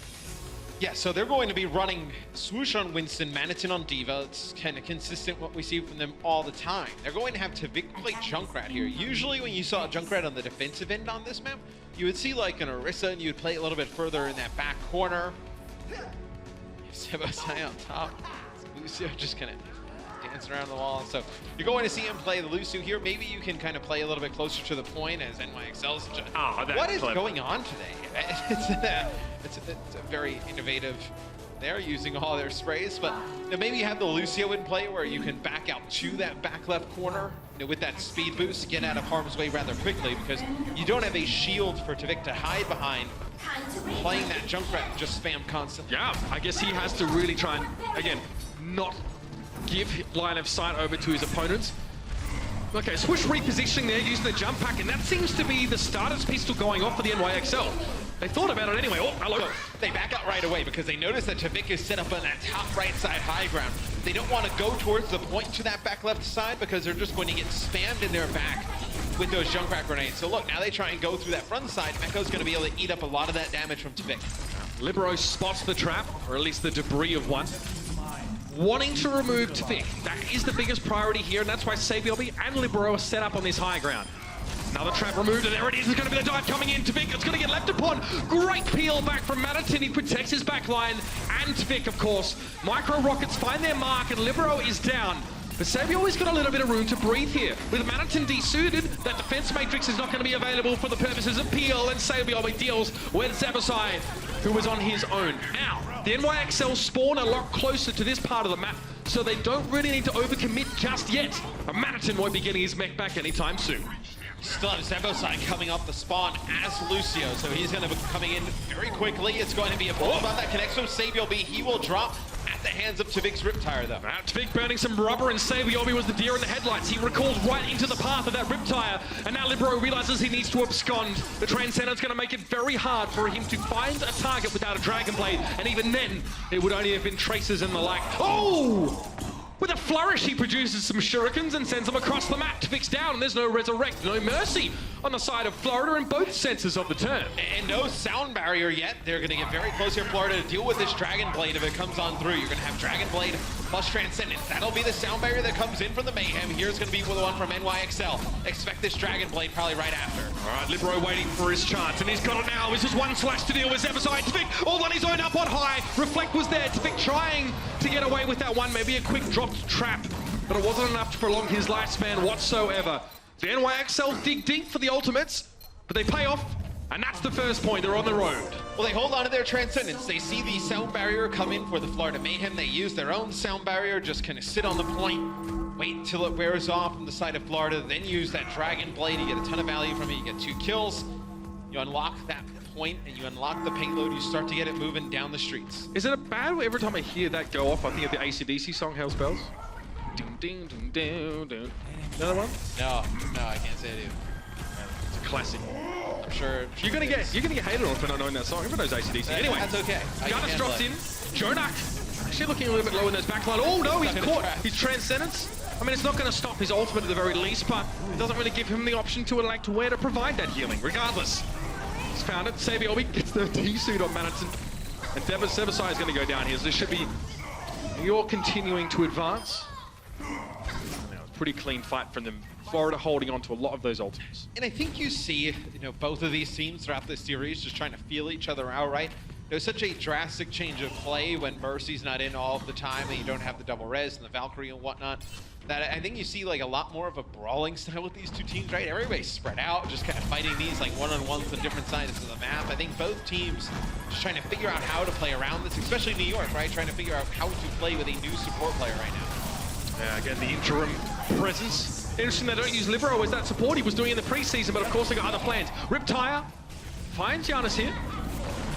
Is this the go? Florida in control for the moment, but Zeberside constantly getting picked on in this round by Sabiobi. He gets knocked off course though when he's forced to drop back into his defensive zone and benefit from some healing. Care of the Lucio and Harmony orb, and a good chance for Florida now to shore up their defenses a bit. The sandbags are out. Plug the dam for the time being. Yeah, and I think you see Libero playing Genji and not the support, like you mentioned. He played support in the preseason. Yeah, He's just playing a side note. Well, he was playing a lot of the flex support in the preseason, right? And maybe they practiced a ton of dive with Arc, and you want to see that still in play. It'll be a self-destruct that comes in from Manhattan, just trying to get back into his mech. Because NY, they've opened up a lot of space here to make a play. Oh, Manhattan, a lot of damage from the reflect. The Libero wants to capitalize, but the sound barrier now dissuading him from being able to get these easy targets. However, Swoosh fell in the process again. A lot of ultimates being driven into this fight. Libero gets a little done, but Sabiobi instead finds himself a couple kills in the D-suit. Tvik there got caught out. Oh, Libero now on the cleanup crew. And of course, the Shuriken dash combo, deadly to a Junkrat below full HP. And it doesn't look like he got a ton of value out of that blade in terms of kills, but he dives on into the back line. Zeberside, Tvik, and Zupe have to back out, respect the fact that the Dragon Blade's coming out of. It leaves Swoosh and Manhattan in basically a 2-on-5 on the payload. Those two players drop right away, and you're never able to get back to the cart if you're the Florida Mayhem. Again, Swoosh defensively using his jump back to try and get back, but he's just caught out in front. Meko, easy damage with those auto cannons. Winston just presented himself as an easy target. Zupe knows he needs to go into the Transcendence now. It's go time for the Mayhem. They've got to stop the New York Excelsior right here, right now. Meko with a self-destruct. Jonak down, and this is what the Mayhem were looking for, but it might get turned in their face. Meko somehow not only gets rid of Manhattan with that boot, but also removes him from the game in Pilot Diva form. Backs away, a bit of time with the Bunny Blaster. Just to remind him that he still cares about it, and then back in the Beck. But for New York, you're going to end up with a good set of ultimates to use in this next fight. You're going to have Mano with his sound barrier, probably keep everybody up for an extended period of time. Jonak will, in that time, build up towards the Transcendence, and then you'll have Dragon Blade. No support ult on the other side. No support ults. That's a big one, Matt. Let's see if Tvik can actually, remedy that potential deficit by getting a couple big kills. Nope, not going to be the case. Jonak catches it there with an Orb of Destruction, but Meko is removed before NYXL can start the fight. They were busy disengaging from that Riptire, and in the process, lost one of their own. They'll have to reset. Well, I mean, you can wait, though. I mean, it's not really the worst thing in the world, right? They forced Tvik, well, Tvik tried to use that Riptire to buy the Mayhem some time. I think it's a good idea. Zupe might have a Transcendence next fight. But you do have the Blade on the table right now with both support ults. You may be able to get him before that Transcendence comes into play. Now it would have to be devastating, except for the fact that Saviobi gets picked off early, and that's the go signal. NYXL can't use ultimates in this fight. So the window that was there was a real opportunity for them to make the most of the fact that Florida had no support. Ultimates is gone. It's gone. And it's really Logic's the one who buys them all the time. He talked about to fix Riptire, right? That's great. But it was Logic's who defected Meko, took him out from D.Va, and then it was Logic's this time, winning that 1v1 versus Saviobi. Mano's low HP. He needs to sit in the backlines for a little longer, and Giannis going down early to Manhattan. Libero again. No point going for that blade right now because Logix and Swoosh have just whacked the floor with the NYXL. They've used ults to do it, but they've still got plenty remaining, including both of the support ultimates now. NYXL have to start using their own support ultimates to stay in these fights.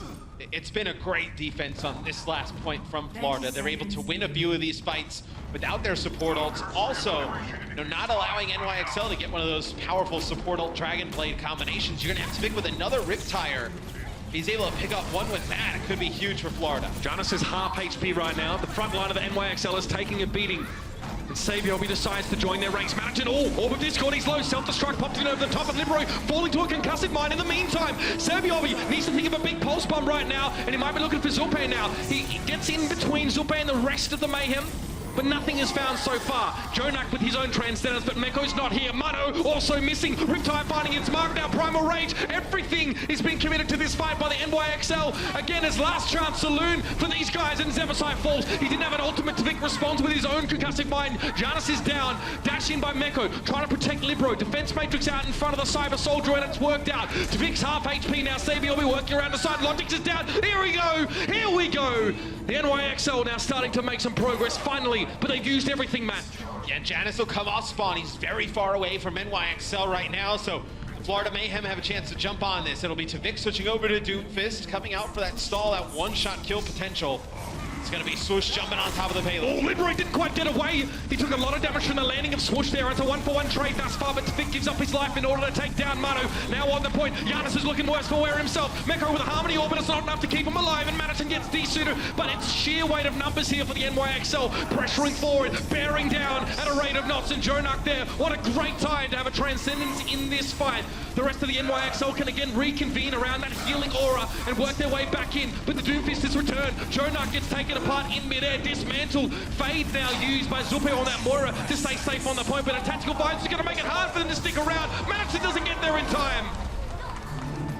Every last ounce of ultimate charge, effort, and concentration was required for New York to get the map done. They do finish it off.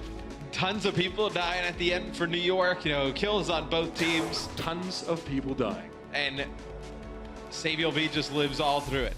He does not fall there at the end. He's able to stay up. He's got Jonak there. You saw them both kind of just joking around. I mean, those guys were alive forever on the payload. Saviobi finishes that first half. 27 limbs, 14 final blows, 3 deaths. Now over on the other side, Logix, who he said was playing quite well on the Tracer, right? He was able to pick up a few kills.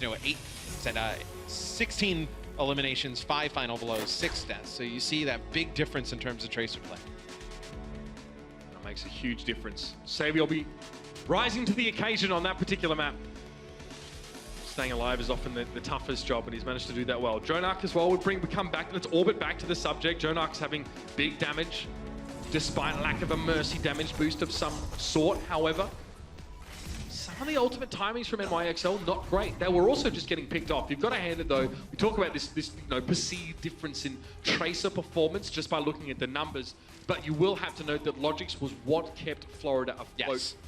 In that last phase when they were at a distinct ultimate disadvantage. They didn't have Arta support ultimate.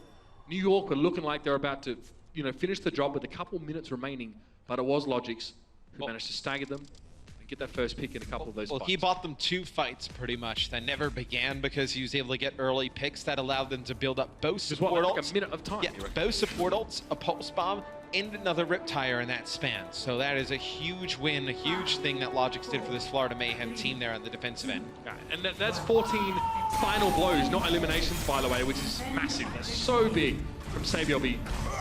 Let's see now the Florida Mayhem. It feels like it's been forever, but it's their chance to attack now. They are running Reinhardt. Curiously, no Zarya here. Well, I really like what they've done with the Moira as well. That's what I like that we've seen from Florida Mayhem. So Manhattan will play Roadhog here. Gonna go around this corner. They've taken this good positioning here. A bit of a do-si-do. They've rotated here through to Alderworth Hotel, and now to the point. Xavier's low, Becco is as well. NYXL have taken so much poke damage early on, and the big burly bodies of the Florida Mayhem just make that even harder to come back from now. Madison just popping off. That'll be another one for him. The hook connects, but Tvik had already found Jonak. Promising signs early here for the Mayhem. Well, it's a shame we have to see Manitin play so much Diva, right? This time it'll be Logic's playing Diva because he is such a fantastic Roadhog player. Really one of his best heroes. You see it come through there. So it'll be the Mayhem running that triple tank composition. With Tvik, the solo DPS player in this instance, playing Junkrat, so just a lot of front-loaded damage. It's going to be very difficult for New York to just dive on top of this. That's why you're going to see Libero switch over to a Junkrat as well, trying to break through some of these tanks. Riptire at the ready. Tvik also, here's a myriad of very helpful positions to actually set that forth from. Obviously, up in the high ground, we want to see him break some of those tanks in, and that would be a good chance to do so. Staying safe, sitting back now. Mekko's mech is removed. Oh, nicely done there. It's in a Jonak's forced to stay in position, and as soon as he comes out of the transit, Tvik just blows him into smithereens. Now dropping in over the top is Janus. Again, the use of the primer range will secure the kill. There's not much Tvik can do about that one, and now he's got more. Into the back line. The rest of the Mayhem now have to turn their heads and address the threat. The very angry monkey tearing their stuff up. Nice Riptire from Libero to be thrown in here, and the Mayhem having strips torn off of them in these fights. Yeah, now New York is starting to push them back. This is a very dangerous choke for the Mayhem to get stuck at. They do have a sound barrier. They're going to get a Coalescence here. It'll be an Earth Shatter. It takes out Janus, but it's going to be Mono coming in, saving him. With that sound barrier, it's going to be a 3-person self-destruct, though, from Mekko. That destroys any kind of progress the Mayhem would have made. Now, hard to see where that came from, and maybe Florida are in the same boat there because they were following up on that Earth Shatter, hoping to get something for it. You have to wonder if Manu even needed to use that sound barrier to save Janus. All right, let's see that. So, yeah, Janus gets knocked down. Manu goes in with that sound barrier, and look at that placement there with a self-destruct. When you're halfway through trying to follow up on your own Earth Shatter, you're never going to get away from that. Nice play. Yeah, Swoosh tries to charge the opposite way as Reinhardt to get out of it, but not able to do so. Doesn't have the shield to protect some of his teammates. It'll be a sound barrier and Riptire used by the Mayhem. Nothing from the Riptire. I don't know where that was really going there. Riptire gets picked up before it really gets anywhere. Libero's Riptire was removed by Manitin now.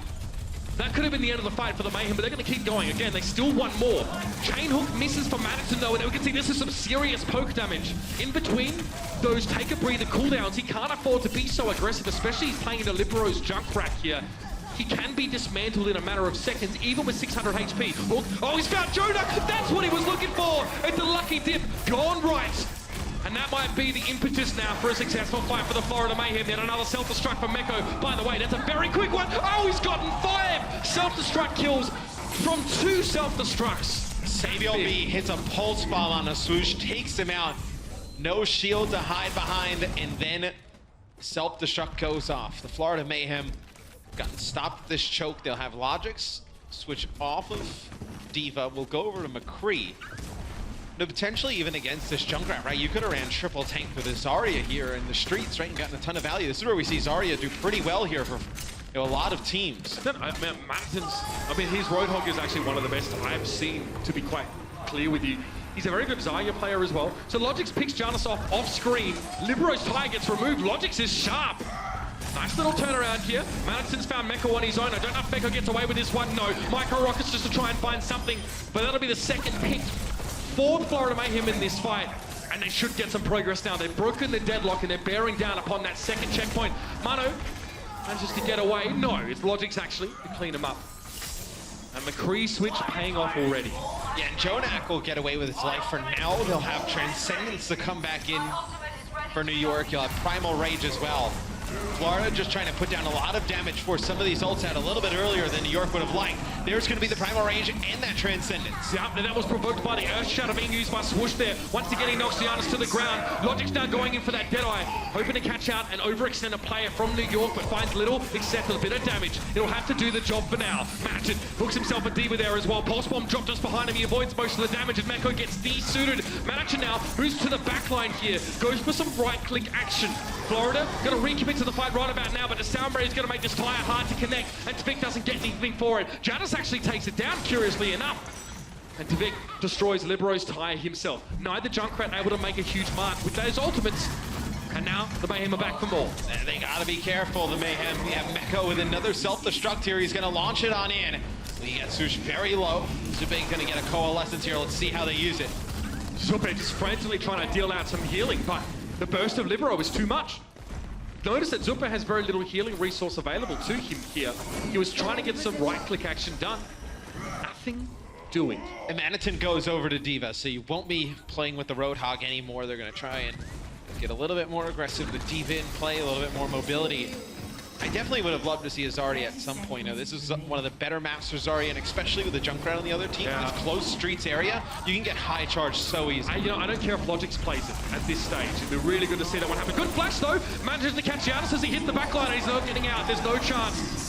Deadeye for Logix here. What can you find with this one? Again, a good use against the Transcendence. You can't survive Deadeye, even if you're getting healed up. Jonark's way out of position. No way he's surviving the one. Libero saving this one for a rainy day, but it might be time. No. Tvik sees it coming. Concussive by throw. Riptide destroyed. Manu now going to be getting desuited. Meko, should I say. And now NYXL. It's a full-scale rout. They've been pushed back into their own base. And they're hard-fought milestones, Matt.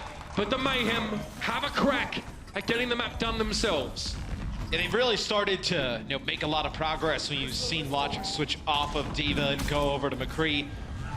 Seems a lot more comfortable on this hero as mainly a DPS player. We don't really see him play a ton of the tanks as NY trying to get in the faces of the Florida Mayhem. They're actually going to use that primal range. They force Swoosh back all the way to their side of the map. It'll be Tvik who picks up Saviel B with a Riptire, and Meko takes him out with a self-destruct. So a bunch of ultimates used from both teams here. It's New York really just trying to buy themselves some time. Only 50 seconds left now for Florida. Yeah, essentially New York were happy just to get the Mayhem below 1 minute, which means that they actually get a chance to go again, get a chance to attack. It's important. Saviel B pulse bomb here, then this could break this one wide open. But you get them below a minute. You have Saviel B with a pulse bomb who could just kind of connect on one player, stop any other push. So you see it's going to be Jonak using that Transcendence as Swoosh comes in with that Earth Shatter to start things off. Pulse bomb doesn't stick. Saviel B wishful thinking on that one. His target was moving rather fast. Moira can be hard to catch when using that coalescence. However, it's a disengage for now. The Mayhem hear the Riptide. Libro's more than happy just to bide his time. Tvik removes it, but still bought valuable seconds. This is going to put Florida Mayhem into the red zone as they try and finish the map. And now back in this up with a sound barrier might make it impossible for Florida to get themselves an overtime to speak of. This could be the map over right here. Saviel chasingly, doggedly pursuing Zebasai, and eventually finds his mark. Overtime, it's almost done. No one's gonna get there. Tvik trying his best synchronized diving routine, but he's cut painfully short of his objective. And New York, what a bloody and brutal battle. Well, they come out on top to make a 2-1 in maps, Matt. Yeah, Florida, they started to make some progress through that second point of the map.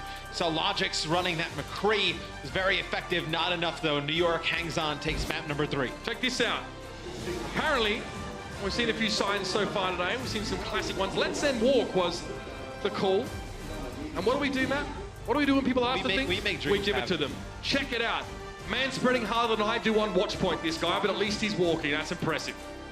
Oh, I love it. Bit of fun, ladies and gentlemen. That's what we do here at the Blizzard Arena. We'll see you all return for map 4. It's 2-1, New York.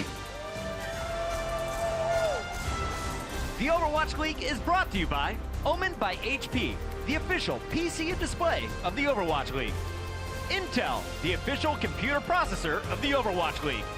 And by T-Mobile, America's best unlimited network.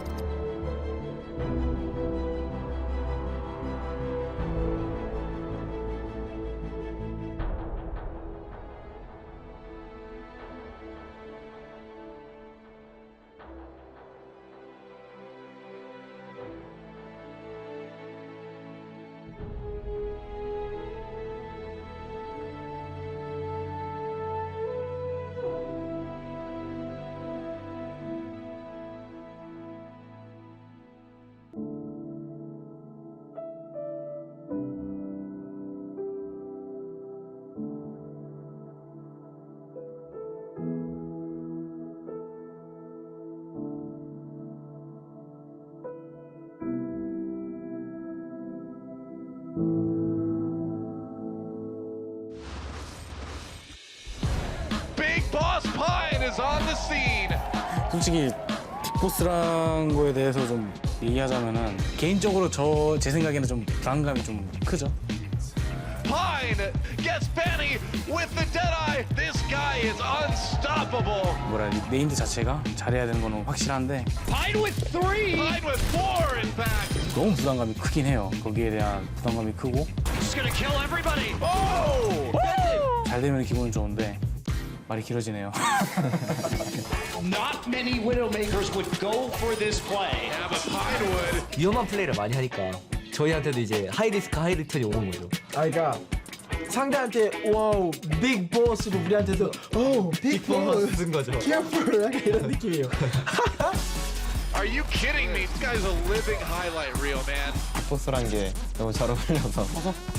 비기라서 일단 최강 보스가 아니고 뚱뚱해서. 아니. 여러분이로.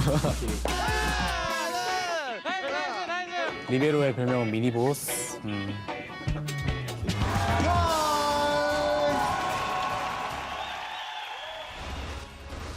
How can you say, by the way, that the name Big Boss gives you pressure when all your job is to get on stage, destroy people, dab a couple dives, A lot of pressure, man. pick your keyboard up and walk back off. I mean, Pine makes such a big impact when he comes into this team, and he's talked about it as well. The impact, I think Sabion mentioned it, the impact that he has on the enemy team coming in. Yeah, it's just a little bit of a mind game, right? It's so hard to just deal with Pine, but it's also like kind of the pressure of the bird, right? Everybody expects these crazy highlight plays from him, like come in and just headshot everybody. Just it's a lot of pressure on the guy. I mean, it's kind of true. It's cannon. I mean, he does it pretty consistently. So we also sort of use him as an example. I guess we refer to other instances in where teams are bringing in McCrees to, especially control point maps. I think we saw it quite a lot between the Outlaws and the Spitfire last season. McCree sets up the damage, Tracer finishes it off. Pine's great at that 1-2 punch or being part of that combo, but Gibraltar we're going to be heading onto for that next map. So it's more likely, Matt, that would be a Widow pick for Pine. That's what I was going to say. I think he can be playing the Widowmaker on this map. Also switch over to whether it's 76 or McCree. We saw him play a little bit of Genji earlier as well, so definitely play a lot of the heroes. I definitely expect his Widowmaker to be in play here. You saw it, in one of the clips. I think it was on at Junkertown in the match against London, where he like drops down from behind and kills like 4 players as Widow. Just absolutely nuts. It's actually the kind of stuff that we haven't seen since early on, even in the beta of Overwatch, back when Widowmaker could zoom, like scope and unscope very quickly. Like you could do it almost, crazy fast, like looking down the sights. And they obviously in the game that they introduced a delay where if you look down the scopes and then you release right click, there would be a delay before you could do it again.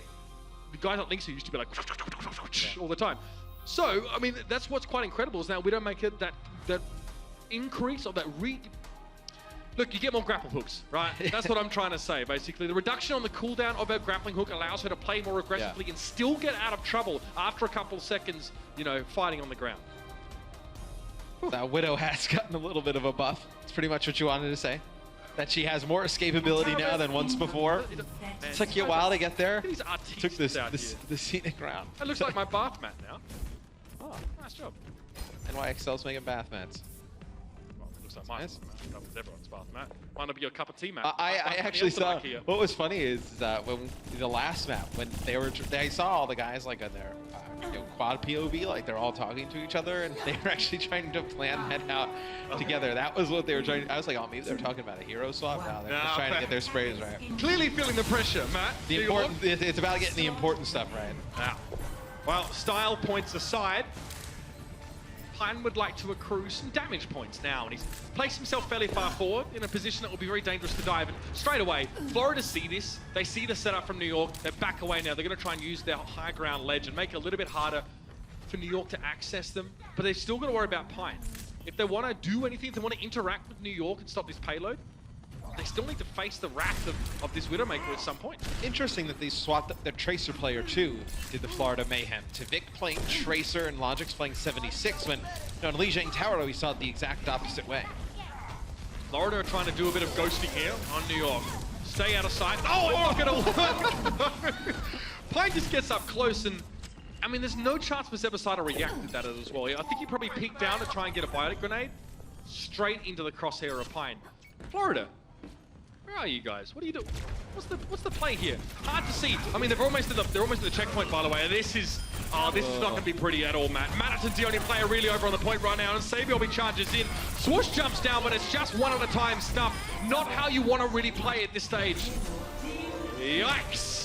Yeah, and Pine gets both supports in that final fight as well. And that first shot that he hits on Zebo, he's playing Ana. You know how difficult it is, like with the headshot box on Ana, to like connect with one of those flying. She's a really hard hero to hit. You see from Pine's POV.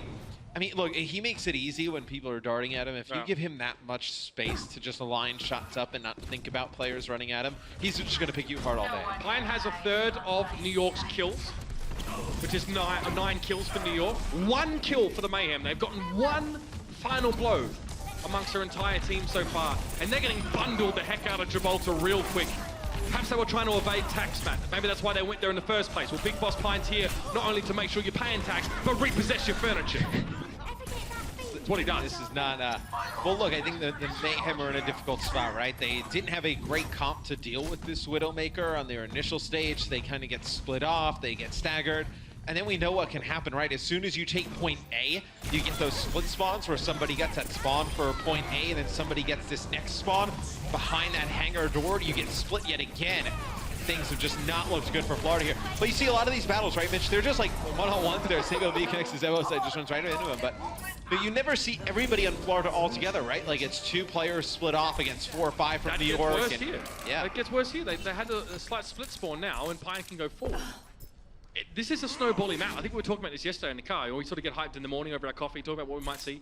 We did say, like, Gibraltar is that kind of map. If you can't set up in the second stage and get high ground, get shuttle control, then you'll be onto the third stage before you can say, where are my healers? And because of these fights have gone so fast, you see Logics will show up to Widowmaker now, trying to challenge Pine a little bit. Vic putting some pressure on him. Swoosh just jumping in. There's the escapability you talked about. But, you know, because the Zebo side gets picked off early and they never get another fight, he still doesn't have that sound packer. So yeah, both support ults available for New York if you want to use it. Via self-destruct from Manitin to get right back in his Mac. It'll be Swoosh using a Primal Rage to kill Meko. So you look to see Florida holding on right now. Let's see how much longer they can do it for them. 1 kill increases Florida's overall kill count by 20%.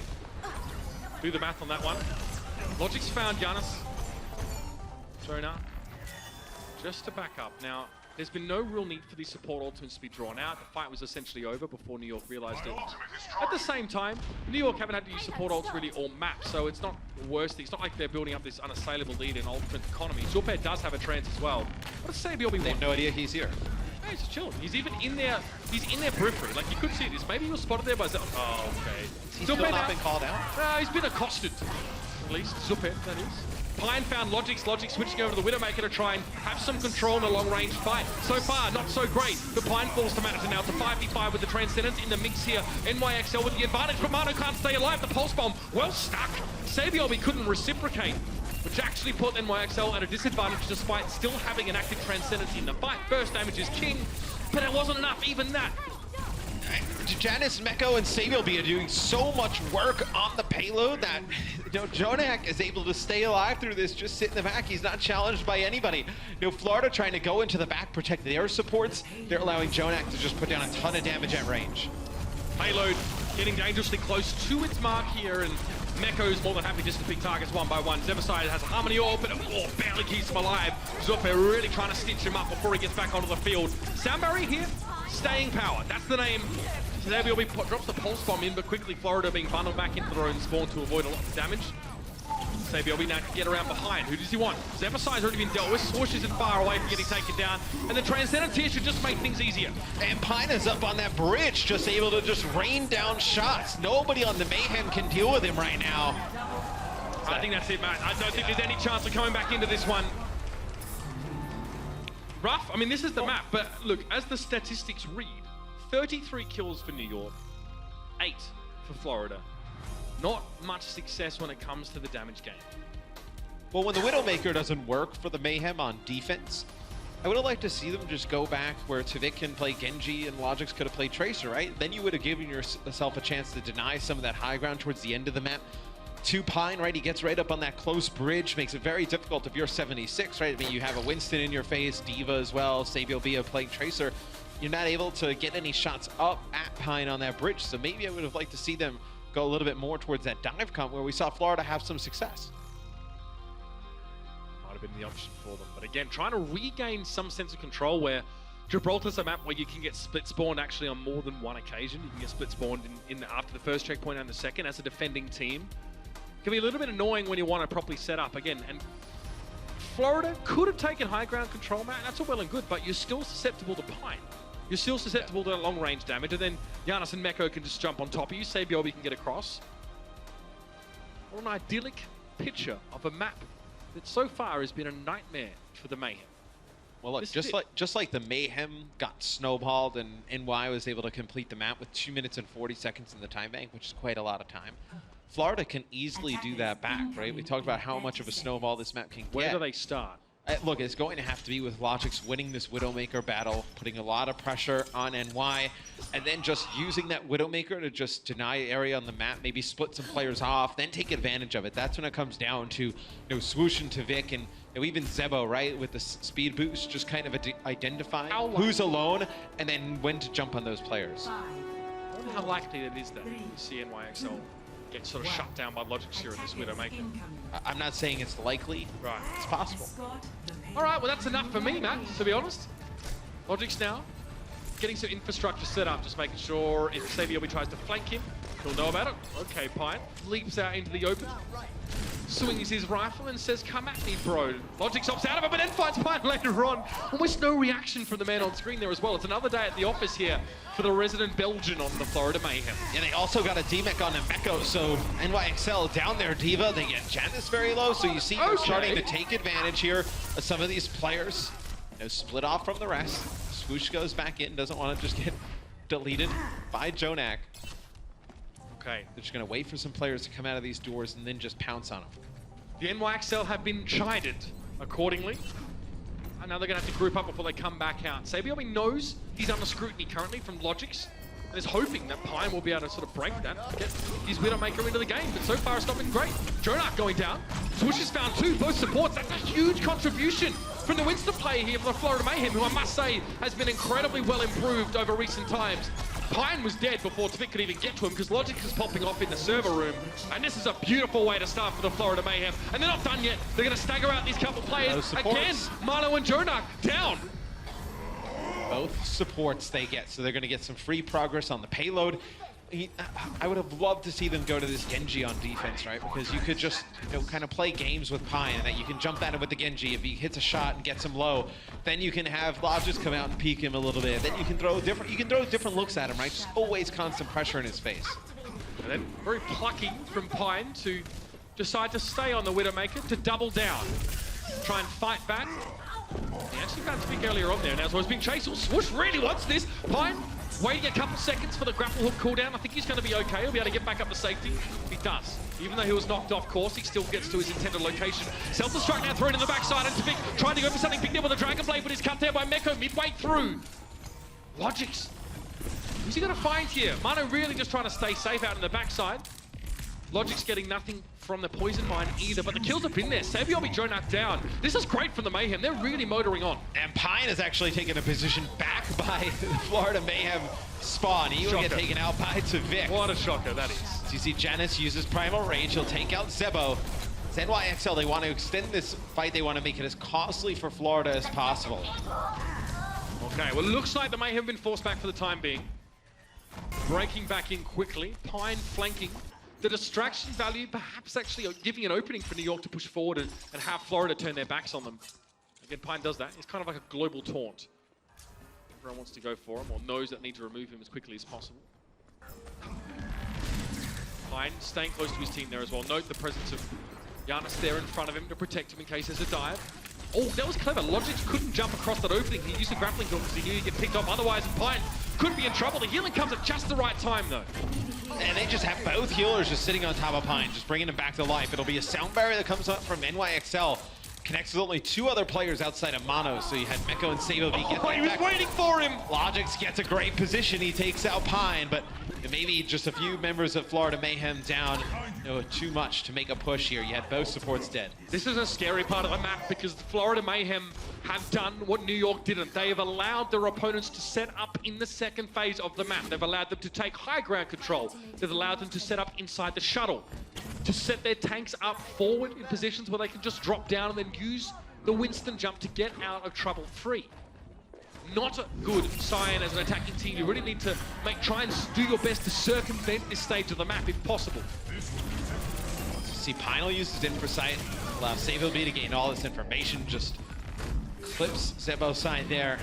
So you don't have your Lucio for the Florida Mayhem. Now you're starting to see Florida just get staggered time again. Somebody's got to come here and help Zupe. He gets very low, no help from the remaining members as Florida backs all the way out. So Logix goes over to Tracer. I was actually going to say I would have either liked to see maybe a Tracer switch or even 76, right? You could have got 76 up on the high ground, provided 2 different looks here. So what does Logix try to do here? What's Logix's goal on this Tracer? Well, I think what they're going to try and do is with Swooshin to Vic, try and force Pine down from the high ground, and then maybe use that grapple to get there, and then have Logix meet him at that point.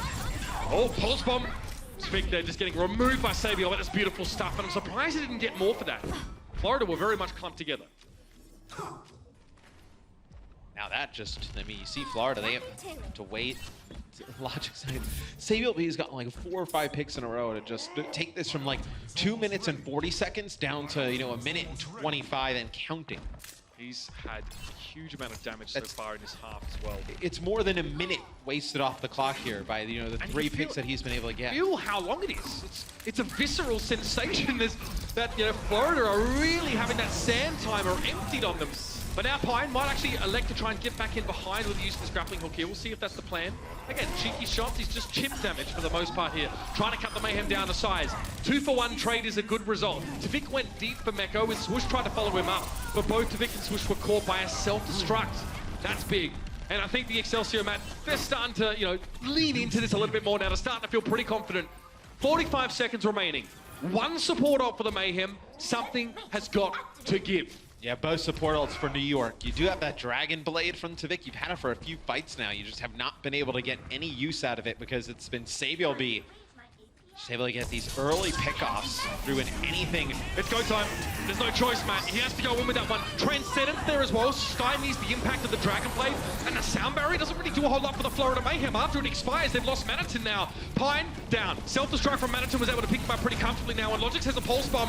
Perhaps with one of the New York players' name on it. Meko looking like he wants it. Oh, the fadeaways have been so good from Logix so far today.